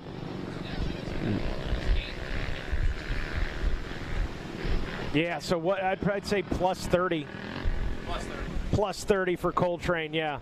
And Hart just right there to where all the dust is hitting him right in the face. Woo! Gator getting a little squirrely right there. He looks at the fans. He said, "I'm trying, boys." You can see all the support from the fans. Everybody cheering for him when he comes through. Yeah, so the battle right now is, Coltrane's out front. The Coltrane's doing the Coltrane thing. And the Bidwell Bullet and Hunter Hart. And I got to say, once that white flag flies, I think Hunter Hart, we're going to see a big push from him. He needs, if nothing else, the confidence boost for himself to finish in front of Bryson Neal. Yeah, either way, I think the biggest thing for Hunter is just to make sure to get finished. Even if he gets to third place, for points-wise, that's what he needs to do today. And what off cambers we have, even on the start over there where you were, Mikey. I haven't got to go all the way down there yet, but it looks pretty gnarly. It's a little sketch. That starting line area is fun, to say the least. Starting to get some good berms build up on the sides, catching them when they come into these corners. So again, the Coltrane, Cole Richardson leading the way, big lead for him. And Neal and Hart still battling in the number 2 for the number 2 spot. Neal sitting in the 2 spot with Hart in tow. He's put a small gap on Hunter Hart, but realistically, Hart's still right there. Hart kind of trying to stay out of that dust a little bit. And that's what he's going to need to do, not only for him, but for his bike. Yeah. And the dust get in your eyes, the dust will get in your mouth, as you were saying. You start breathing it in, you start feeling sick. And here he comes now, Cole Richardson, on his Richardson Racing Action Off-Road Kenda-backed ride. Coming through the finish line here, we'll see what the time is when Bryson Neal checks in. And I believe we got a battle on our screen right here. Oh, let's go. Look at him. Right on the rear grab bar. Hunter Hart, I said it. He's got to go for it. Hunter Hart, he's got to finish in front of Bryson. He's got to start chipping away at that points lead. And this is a great challenge for Hunter Hart. He feels he's the man. He knows it. This is the opportunity for Hunter Hart right here. What a tough guy to pass, though. The Bidwell Bullet. Just so cognizant of his surroundings. Very self-aware. Look at that. There's an example for the kids. No look over the shoulder. No checkup from the neck up for B. Neal. He says, Hunter, do your thing. I'm going to focus on my ride up here. A little defensive riding in between us. And there goes McGill into the finish. What do our gaps look like, Jackson? We've got a 39-second gap between Cole Richardson and Adam McGill. Following him is going to be a 14-second gap to Josh Merritt. Is that correct? No, that was after lap 2. Okay, well, stand by. Storing computer. There, maybe it goes. There we go. 41-second gap. And a 0-second gap between Bryson Neal and Hunter Hart. As you saw, McGill is about 17 seconds behind Hunter Hart. And the next one to check in should be Josh Merritt. There he is. Number 11 checking in right there. Gets a white flag from Ricky Towery. There's going to be about a 14-second gap from him to McGill. So still not that much time in between them. So positions could be gained and lost here. Hour and a half into this 2-hour race. 3/4 of the way there so far.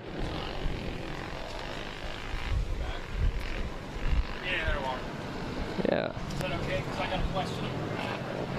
All right, Walker Fowler joining us back in the booth. I'm going to put him on the spot. Bryson Neal into the 2 spot right now. Hunter Hart's all over the rear wheel. It's a great battle for second. 41.17 seconds difference between Neal and Richardson. Takes a mistake. It takes one mistake. That's what it takes. It's going to take a mistake. Cole's riding really well.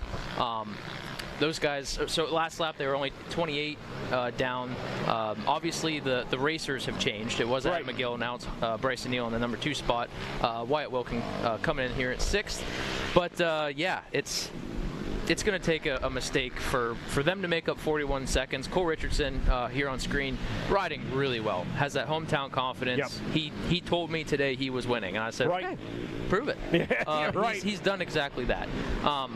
And it's awesome to see. He's had a little bit of a rough go at it this year. He had one of his best years, and then the wheels kind of fell off the train. Yeah, you're right. This would be a great rebound for sure. Yeah, it will. This is a confidence booster, if nothing else. But yeah, 41 seconds. So you think, hey, if I'm Bryson Neal in this situation in the 2 spot, I'm 41 seconds flat. We'll give him a bit of fit. In your head, is it, I just need to go push, make sure I finish in front of Hunter Hart behind me, at least make sure I seal the deal on second? Yes. And if Cole makes a mistake, I'm there to capitalize? Yes. Your job right now is to not go to third. There you go. And he knows that because he would be losing championship points. He has a pretty comfortable lead. Obviously, we already talked. It's like 26 or 7 points. But every point counts. And I am 2 championships shorter, tying both occasions. Yeah. So every point does count. Let's see here. 41 seconds. I just don't see Cole Richardson giving up that much time, but anything can happen. Honestly, you can hit a tree going down a hill as silty as it was, and then the rain, man, like that right there is a minute. Like, it takes so long to get an ATV. Somehow when you're going down, it'll like wrap to the inside of the bumper, and then you gotta like do like a spin around it. And trust me, like the last laps are chaos. And is that Josh, right? I believe it should be, yeah. Okay. Looking good too. He's got the El Hombre jersey untucked in the back, flying trees. I love it. Taking some Jason Anderson notes. Did not get that water bottle, and I feel like the way that Josh has dropped, and he does not wear a Camelback or any kind of hydration pack. He probably desperately wanted that water bottle. Oh yeah. So that's a bummer to see. They're gonna have to go catch him somewhere else. I think the track doubles back at the top of that hill right there, though, so he has an opportunity to get another one. Wilkin has chipped away 30-ish seconds. Wilkin having an awesome year, very consistent for a rookie. But I am happy to see Josh still sitting in the number 5 spot. I'm not going to say a little let down with Adam. 4th is phenomenal. Yeah. Great ride for him so far. He's still in position. He's only 17 seconds back. If Neal or Hart have an issue or get together, 2 quads stuck together, that's another. I mean, that's it could take a horde of people to get them apart. I thought we were going to have that at the start with the XC1. It was hairy. It was a little sketch right there. Yeah, this off-camber start at this track is brutal, man. I mean, when they come up, even the XC1 guys, when they come up around turn number 1, that right-hander, it's almost like you guys come to a stop. Yeah. I mean, it is like you check up and it's like, oh, did they stall out? No, it's just really awkward start, really difficult start. It is super awkward, for sure. I struggle with it. I usually end up either going in the woods. I go in the woods in the top 3 usually, but this one is definitely one of the tougher ones. So the Coltrane, Cole Richardson, looking to add his name to the winning bracket here this year. Would be his first win of the season. Him, Hunter Hart, and B. Neal, and Adam McGill, well, I won't say winners, potential. Cole's got to seal the deal. He's got to see Ricky Tower with the flag, or checkered flag first, but nonetheless, been a pretty stellar year. So that would make four different winners, right? Yeah. In 8 races, and then on the dirt bike side, 7 for 7. 7 for 7. It's really cool. Insane. Yeah, it's insane to think that this sport offers that many different people to have the ability to be a quote unquote champion. Hey, we're about diversity. It's awesome, and I love it, man. It's so cool. And the people love to see different faces winning. Yeah. And well, you can attest to that. Hey, I liked the couple dominant years I had. I loved it. And now that obviously I'm not out there, and even when I come back, I'm not going to be up to speed. I love seeing Bryson at least have a challenge. Yeah. I'm totally fine with him winning again. I think that'd be awesome to carry on the legacy of, how many championships can I get? But I love that it's not a runaway. Yeah. Oh, right. Yeah. I mean, he's certainly been challenged this year. As a matter of fact, after, that first win by Hunter Hart, Hunter had the reverse plate technically. Like you, he said, I'm not rocking that reverse plate. But nonetheless, I mean, we've had a little flip-flop. And overall, when you look at the big picture, bird's eye view, Bryson Neal, heck of a year. Absolutely correct. Yeah, it's just, it's not, when the beginning of the year started, it's not what anyone thought. Yeah. We thought, okay, Walker's not racing. Is this the undefeated season? Yeah. And it has been far from that. Right. And it's growing pains. Bryson, there's the hardest championship to win, aside from knowing now the last one, was the second one. The hardest one to win is the first one because you don't have any idea what you're doing. You're like, I'm just... Oh my goodness, oh my goodness, I'm just throwing darts and hoping one is going to stick into something, and then you're like, cool, I got it figured out. The second year, you realize you don't have it figured out. Yeah. But you start to learn what it takes, and you're seeing the growing pains. Yeah. If Bryson continues to go in the direction that he's going, I think fourth and fifth year were the best. Like, it just got better and better, and then it was almost untouchable, and then a rider stepped up. That's when I showed up. Yeah. It was, I think, your fourth title, and I'm not taking credit. I'm just saying. Yeah, but then Cole Richardson on screen, gonna get a little swag. Ooh, man, yeah, what looking a good. shot! That hill climb is so fun. It is way more fun to go up that hill than down it. I'll tell you that. Going down that hill with that little kicker, not ideal, but so fun to go up it. Man, Cole just riding that wave right now, and I know he's been working hard. Everyone in this sport always says they work hard, but and I don't ask, men, we don't ask about weight. Right. It looks like he's shed some pounds. I think you're right. He looks good. Yeah. Bryson Neal there's definitely getting. That's probably 20 seconds. That's not 20, 41. Chip it. This is why last race I said Bryson Neal's about a minute out of podium spot. It's not happening, and there he is. There he is. So we've lost the number 3 in third spot, but he's there. Maybe 10 seconds or so. Yeah. But Cody, this is what part of the track? Is it about halfway? Mile 3. Mile 3 mile marker. It helps if I pay attention to the little thing. Oh, at you're the bottom. fine. I know you're new. Our intern here, Walker Fowler. Yeah. So Adam McGill here, there he is. Still in fourth, doing awesome. Probably got the furthest jump on that. I love that. Letting that Honda fly. So I guess in 3 miles, if Bryson Neal was able to chip away 20 seconds of the 40-second lead.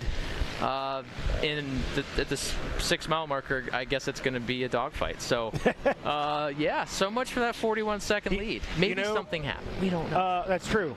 On the flip of that, let's talk the different scenarios. 2 weeks ago, for him to get third, he had to pass a rookie, Wyatt Wilkin. For him to get a win, he's now got to pass Cole Richardson. And not taking anything away from Wyatt Wilkin, he's been stellar, but he is a rookie. Cole Richardson, a more seasoned veteran, going to be a much more difficult pass if Neal's able to get there. Yeah, Cole Richardson's hard to pass. Yeah. Other than, GNCC offers up a pretty wide track, 25 feet on either side unless there's, designated signage. There's a lot of lines at this track. There's some pretty thick undergrowth, and I know these guys, when they go biking, they don't carry a tape measure, but everyone's learning that what the 25 feet is, and the track gets wide. Some learning on their own, some being shown by track of it. Yeah, I get it. Dude, the track gets wide. So, and I'm not the best at maybe knowing not how far can I go. I just decided to just ride the course. I'm just going to try to go as fast as I can on this course. And I know Cole's really good at lines. Bryson's awesome at it. Hunter's, all these guys are getting really good at it. Wyatt Wilkins still in 6th. I'm going to say that Merritt still has a pretty comfortable gap there. This track offers passing opportunities for sure. So if there was a no passing opportunity, it's going to be really hard to get around Cole. He makes that bike wide. He's in the fields. He kind of almost has like a motocross kind of style, but a little whoop whoop here through the trees, and it might be like Cole Richardson's not even there for that number one. You're right. You're right. While we. Jared McClure and Jay Shad. Oh, and Jay Shad. So he's picked it up a little bit. Chris Borich, Coltrane. Keep your eyes mile marker. Keep your eyes peeled for those XC2 riders, Stephen Harrell and Tanner Walker. Steve Harrell's in the lead right now, but only by 12 seconds. So it's a battle there in the XC2 class. Steve Harrell winning all except one race this year, and he's got some competition behind him right now. All right, so Cole Richardson has a little bit of, it's right at 23 seconds, but he's got two lap riders in between him. This part of the track it has a little bit of a tight spot, from what I remember. If that might help, and maybe that was an issue. Maybe there was a little bit of a lapped rider issue or some dust, and Cole wasn't able to have a clean first part of the lap. Hunter Hart there. Probably 10-ish seconds still, so he seems to have settled into third. And now we just wait on the Iron Cross bumper of Adam McGill. Real quick, Walker Fowler, and if you guys have touched on this already, Adam McGill on screen right there. I know you've alluded to it. You've asked a lot of buzz about you being back on the ATV yesterday. We knew firsthand, hey, you're not racing today in the booth with us. Snowshoe, or are we thinking after summer break? The smart decision is after summer break. But you're here. There is going to be a race quad at Snowshoe. Okay. And I say that on now. Pro Row? True. Yeah, that's the question. I'm going to ride this week, and I will know by the weekend. Very good. If I think I can do it.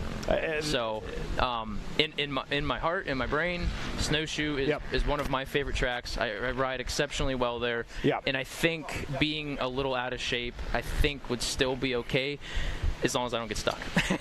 Very true. So I love that. The vibe on the mountain is just unreal. That's such a cool race. Yeah, McGill's coming for it. Yeah, I know. And I don't want to relinquish my winning ways at Snowshoe and give it up to Adam, because at least personally, he's going to be the favorite. If I'm not there, he's the favorite. You're right. And even if I'm there, I don't know if I'm the favorite. And here's my opinion on it. You got a lot of racing left to do. I'd prefer if you took the time to maybe summer break to heal up. And you got a lot of racing left to do. The old man in me is saying, Walker, take your time, don't rush. The race fan in me is saying, yeah, come back for Snowshoe. We want to see it.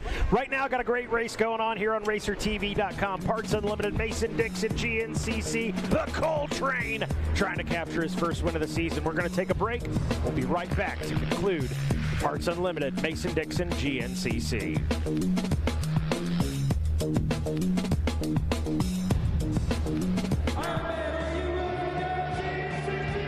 I'm 7-time GNCC champion Walker Fowler, and I run GBC.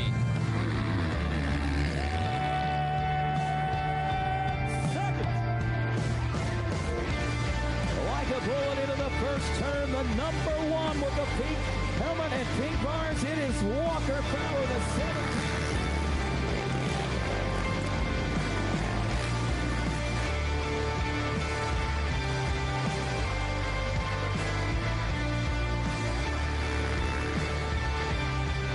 And a fist pump. You should be proud of yourself, Devin Feehan. What a ride today. I'm Devin Feehan, and I run GBC. I'm Josh Merritt, and I run GBC. I'm Chris Borich, and I run GBC.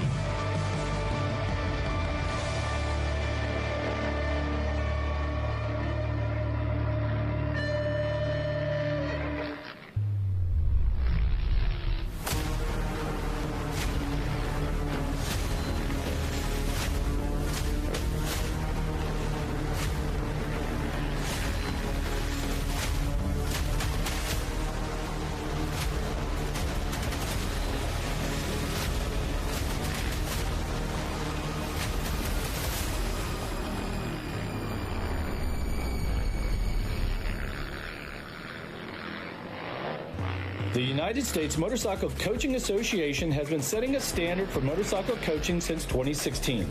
Coaching is important for all riders, no matter the age or skill level.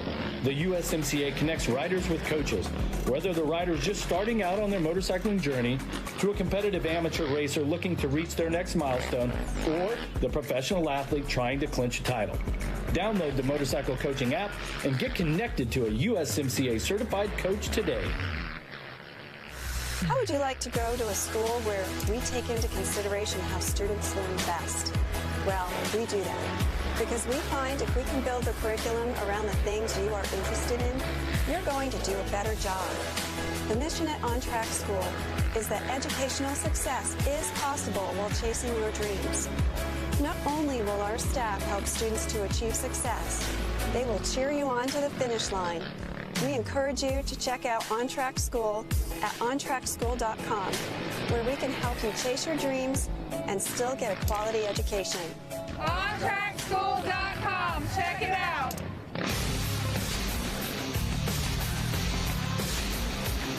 In the premier form of off-road motorcycle racing in the world, it's the beginning of a new era.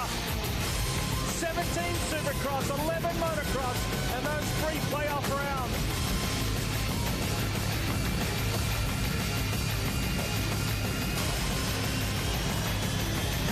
Super Motocross World Championship Final. Tickets on sale now. Visit supermotocross.com. 30-second card is up. We've talked all about it. We've watched practice and qualifying. We've theorized. We've bench raced. Now it is time to go. Race her up. Side by side we go. Jet Lord, Justin Cooper in front of the crowd. Chase Sexton. Did anyone else get up in the mix? They have been 1-2 in the last 7 motos of this championship. Here we go.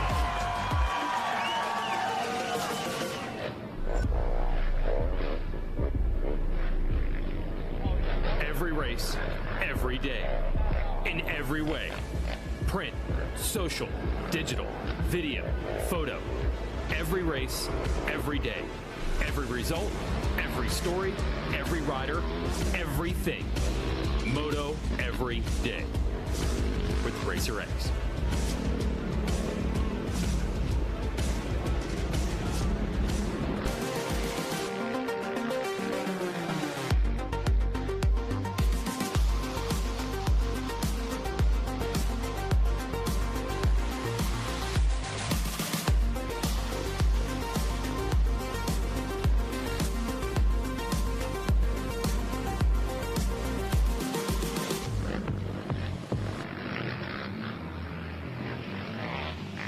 GNCC Racing is brought to you by Specialized Turbo e-bikes. It's you, only faster.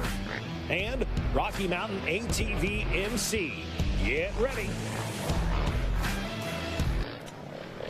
Welcome back to GNCC Live here on RacerTV.com. The Coal Train trying to bring it home for his first win of the season, one he needs. The last 2 rounds, let's just say Coltrane would probably like to just forget about him. Put him in the past, move he's on. Close. With 3 miles to go. That's very, very close. That wasn't seconds. a lock-in, was it?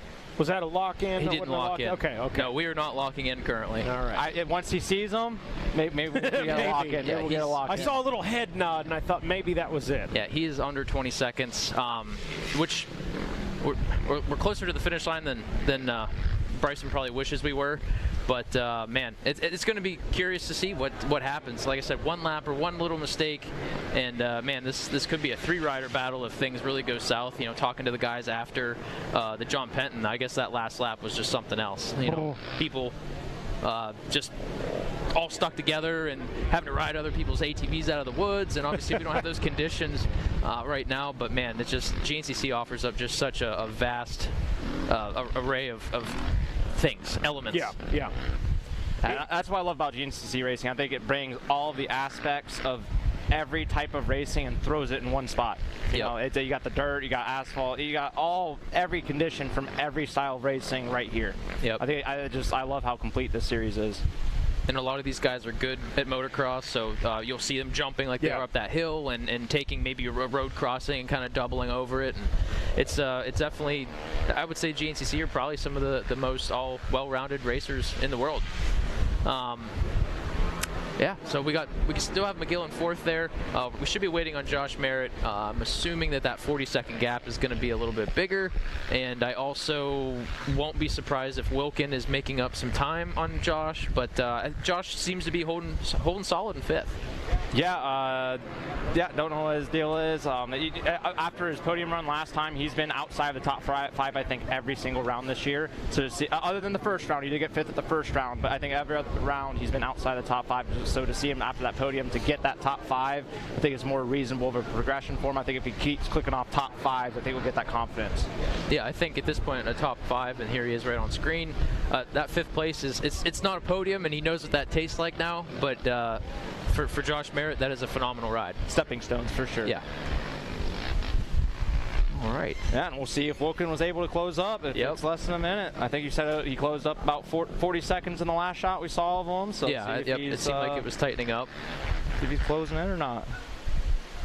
And man, Wyatt, this year for being a rookie, he just rides so cool, calm, and collected. I know he got a little risky there at the Hoosier when he was moving on up, and there he is, and he's definitely he's under a minute for sure. Yeah, I think he's still around that 40-second gap though. But yeah, no, he's a local boy of mine. Me and him run the OXCR series a lot together, and he talked to me a lot about making this switch up from XC2 to XC1, whether this was the year to do it or not, or just talked to me a lot. And I'm like, hey, if you do it, here is everything I did wrong. Yeah, here's do everything I did wrong. Please do not make the same mistakes as me. And it doesn't look like he's really made a single one. He just really ran away with a little bit of advice I given with him, and his race expertise and what he's seeing out on the track, and this is all Wyatt. Yeah, no, absolutely. I'm very impressed with him. And I say that every time I'm on here, but it's just refreshing to see some new blood and a guy that, like I said, is putting in consistent rides, and he's getting faster, and he's going to be there. Yeah. So, hopefully for years to come. That's going to be a name. And he's got that sweet mullet and stash. Oh, man, he's just style for miles, man. He's just, I love it. Miles. That's good. Get you a long ramp. Did you see that little commercial he did? Oh, yeah. Oh, yeah. It was cringy, but I loved it. Like, only Wyatt could have done what he did there. True. Yeah. It's him true. or AP. Yeah, oh yeah. Yep. True. Same vibe. Their persona is very similar. Very similar. Yeah. That's funny. Look, the telephone poll's already out of the question here for the last lap. Yeah, we didn't have those last laps. I don't know, maybe something happened there, and they said, all right, that's enough of this. Oh, come on. This is GNCC racing. Let them be sideways. Who cares? Let them be sideways. I mean, it is a little cattywampus. That we got the is the Cole train. Beautiful. Charging. Looking good, Cole Richardson. You're almost there, buddy. Little check here we go. It's on. Okay, now I got to think the lock-in has happened and we missed it, or it's coming. He's already seen him. The lock-in's already happened. Oh boy. Maybe we'll see. We're getting ready to see him on Pro Row here in a second, so maybe we'll get a little lockdown on Pro Row. Getting down to the nitty-gritty. How far out are we from a checkered flag in this one? Got to be under 5, under 2. What timing and scoring is telling me is 3:15. 3 minutes 15 seconds from the finish. There's a couple open sections, a couple lines, the 180 before the finish that we're talking about how slick that's going to be. I think everything's going to play a factor. This is going to be the longest 3 minutes of Cole Richardson's life. What? Yes.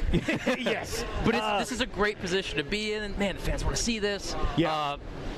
But, oh boy, yeah. Getting ran down like that, man, he's just... Man, if you're Cole right now, you got to be. I did everything I could. Yep. Where did this guy come from? Are you kidding me? And if you're Bryson Neal, you're like, hey, I am here, and don't count me out, Walker, when I have a 41-second deficit on the last lap. Listen, I did it last week too, and you I'm doing learn. it makes me feel a little better. I feel like, we're not experts, I guess. Yeah. I don't know. I mean, I'm really shocked that Cole could give up 41 seconds, but man, it is hot. There was a lot going on. Maybe he was being a little too conservative, and obviously now the gloves are off, and we had a down rider. Our injured rider here. Yep, I was wondering. I was too. I'm like, hey, we're bypassing. Yeah, so pretty I was good like, chunk, so. I thought we were going to have a different conversation. Yeah, I was like, I'm pretty sure they have to go around that hay bale, but no, we had a down rider. Okay, that's huge. That's huge. If this guy doesn't get out of the way, and he's going to. Okay. Oh no, he's not. He is. Not well. What? Slowly. Not quite enough. That was a weird line right there. I seen Bryson take. I wonder if someone was in a tree going into that wood line. Well, that was not the fast line that Bryson took into those trees. I wasn't sure what was going on there, but man, either way, it made him check up a couple of seconds. I mean, 2 seconds at this point is huge, because when you only have 2, you feel really good with 4. Doubles your lead. Yeah. Yep, there's coleslaw. There's slaw. Yep, second rider, sorry. All right. He said, come on. Yep, and see, there's a race going on, and I'm not in it. Oh, man. A little accordion effect, but man, Cole was able to gain a couple bike lengths, and at this point, that's huge. Man, my heart's beating so fast. Yeah, unless Bryson can really clean a couple of these splits, I think this is enough gap for Cole to come into the final corners and not have to block Bryson Neal. Yeah. Well, and if be able you're to hit his line. Let me ask you guys, if you're Bryson Neal in this situation, you have the points lead, you say, okay, can I settle for a second today, or do I need to not allow Cole the win so that I have the confidence, or I don't allow him to get the confidence boost that comes with that win? He's going for the win. He's going for the win. He's absolutely. I know Bryson Neal. You don't make 41 seconds up and just hang out in second. Okay. He is going for the win.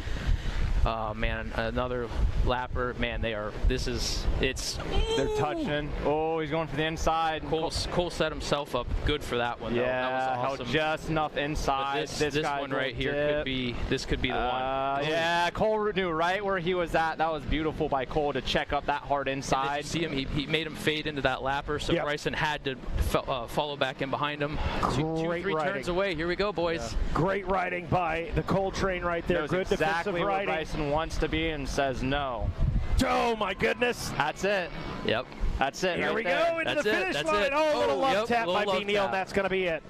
And your winner today is Cole Richardson. Bryson Neal making up a lot of time, making our hearts beat fast.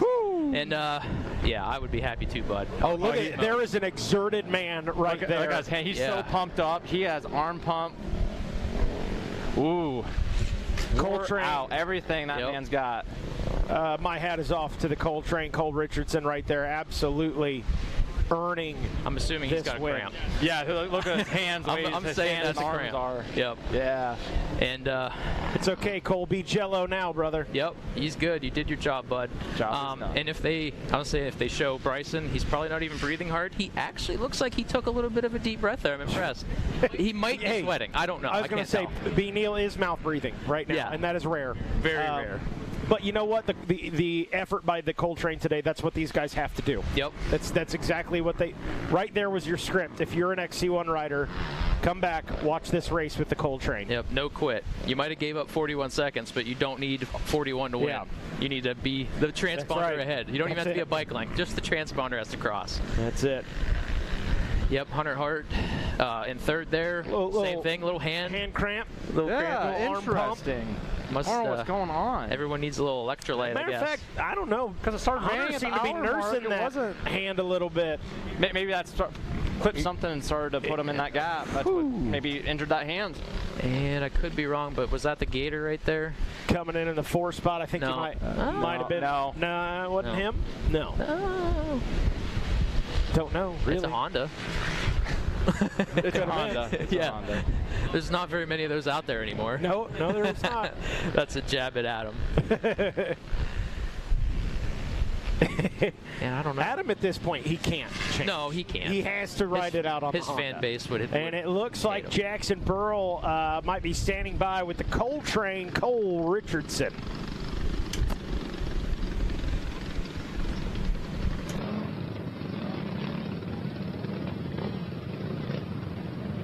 This heat, man, I don't know if it's because of my Crohn's, but the weather when it's hot, it takes a part of me there. I actually threw up in the last 3 corners on myself. So, but no, we got it done. You know, we had a solid lead. We was trying to hold it the whole race, which I think we did. And going into that last lap, I think we was like 47 up, and about every 3 miles or so, Bryson was slowly like 10 seconds, 8, and like, you know, we knew he was catching us, but we just wanted to, you know, ride mistake-free, and unfortunately allowing him to kind of make up that time here and there to play it safe. At the end, it cost me there with some lappers, and as you can tell, he was right on me there. But, you know, we got it done, and I'm pumped to click off, honestly, and win. You know, I didn't get any last year, and, you know, I know if we could get out front, you know, we could do this, and I just wish it was a little bit dustier on my side.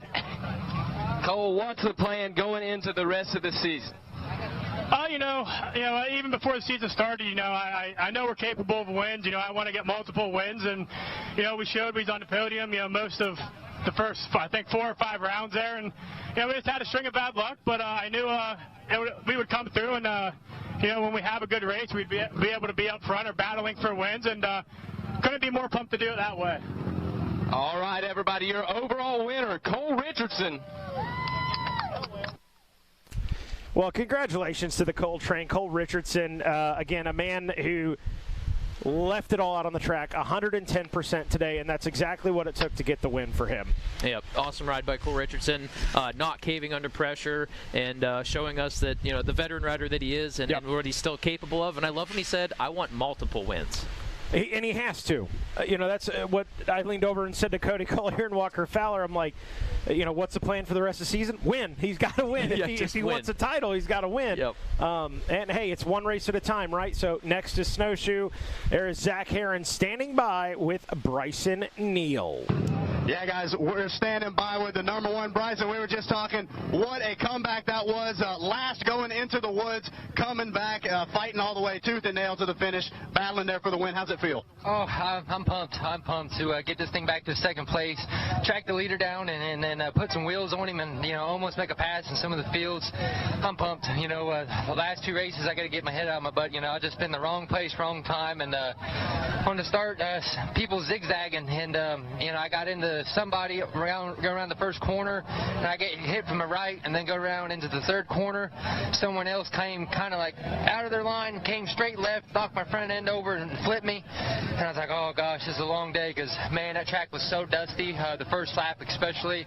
We got it looked like it rained. You know, I felt raindrops in my goggles, but I never really saw rain. But when I came around some of the section of the track that's dusty, there's wetness. I guess it rained, and that was really nice. This track burned up really awesome, and man, when I was able to get me a clean pair of goggles and clean trail, I was really able to let this thing work. These CST tires, Elka shocks, the Hauser A-arms, the DASA engine, this thing was eating, man. That last lap we put on a heck of a charge. We ran as hard as we could, and man, we got to the rear wheels of Cole right before Pro Row. We showed him some wheels, and we did all we could, but we ran out of time. But all in all, we're pumped to bring home a second place and you know, keep this thing finishing the races. There you go, Bryson Neal, keeping the big picture in mind, grabbing second on the day. Well, Bryson Neal feeling good after a P2 here today. And Bryson Neal, you are correct. It actually rained a monsoon for a solid 10 minutes. That speaks. Are you guys ever, when you get a rain like that, are you unaware that it rained when you're out there? Are you guys going this fast? No, me and Walker were talking about, we said that he was just circling the rain. So it would like rain at like the 7 while he was on the 3, and then you get to the 7 and it start raining on the 3. So it was like he never got rained on himself, but all the track was wet. He's like, oh, it must have rained. So I'm freaking out here. If you were in the field, you would know it rained. All right. It was like you couldn't even hardly hear yourself thinking here. It was raining so hard. But hey, you know what? It's these little pop-up showers when it's 96 degrees. It literally could rain literally there and not over a 2-point Chevy on screen. Yeah, pretty wild. Sounds like Jackson Burrell may be standing by with our third place finisher, Hunter Hart. Yes, I'm here with our third place, Hunter Hart. Hunter, take us through today. Yeah, you know, I thought I had the jump going in the first corner, and then I got darn near spun out in the first corner. And then, you know, it was just, yeah, it's bumper cars, unfortunately, off the start. You know, excited to be row 1 at Snowshoe. And then, yeah, it was super dusty. I don't think Bryson saw me. I went outside. He actually landed full out on the front of my bike, a little bit in, you know, just a racing incident. And then him and I, you know, fortunately were able to literally work our way from, I'd say last and second to last. You know, 2 weeks in a row we've done that. You know, it was good. We were right there. Just unfortunately caught some lappers at the wrong time. He was able to throw a little bit of dust. And then from there we just lost sight. But no, it's good to be back on the box, you know. Bike definitely didn't go straight. That was a big bummer, you know, to go straight. I was kind of sideways, and it was rough, you know. It was definitely a rough day from the word go, but no, made lemons out of lemonade today, and yeah, excited for Snowshoe. That's one of my more favorite tracks, super tacky, and yeah, it'll be a good day. It was all in all a decent day. I just wish we could have been a little closer to the front, a little earlier on, but no, it was good. Your third place on the day, Hunter Hart. Hunter Hart's ability to like turn and turn off emotions and facial expressions is like second to none. The man is uncanny. I love it. And he's hungry. He's hungry as we head to Snowshoe. He wants to get back to the winning ways. You know the Gator will come to play in Snowshoe. The Coltrane, the big win. Bryson Neal. he needs a win at Snowshoe, too. I'm going to say it. He needs a win because if he doesn't, he's going to go into summer break with 1 win in the last 1, 2, 3, 4, 5 rounds. Yep, and that's a big confidence game there for sure. So who knows? We're going to be going to Snowshoe here soon. It's like everyone's least favorite or most favorite race. There's nothing in between, and they're going to have to go through me maybe. I love it! Walker Fowler making predictions. Will we see you out there? Maybe. Maybe. It's a hard maybe. Give me a percentage. Oh, man. Right now, 51%. 51%. I will take those odds, baby. And I just want to give a quick shout out to the XC2 guys. Steve Harrell getting his 7th of the 8, 7 out of 8 wins this year in XC2. 11th overall, great raid from him. And then Mr. 9-2 himself, Tanner Walker, getting that 2nd spot in XC2, 12th overall. And then it looks like Ray Sneller's checking in that number 3 spot, and we're still waiting on everyone else. And it looked like for top amateurs, College A was running at 1, 2, 3 in the top am. Nice. Well, congratulations to those guys. That is going to wrap things up for us here on Racer TV. On behalf of Jackson Burrell, Zach Heron, Cody Collier, the Walker Fowler, our camera operators, Adam, Matt, Josh, Mike, Leah, and Cade, our drone pilot, Gabe Scholl, our spotter, Hollywood, David Kripe, our EIC, Jordan McFadden, director, Dylan Acor, producer, Adam Gordon, and of course, our executive producer is Carrie Jo Russell. I'm Mikey Waynes. We'll see you at the races.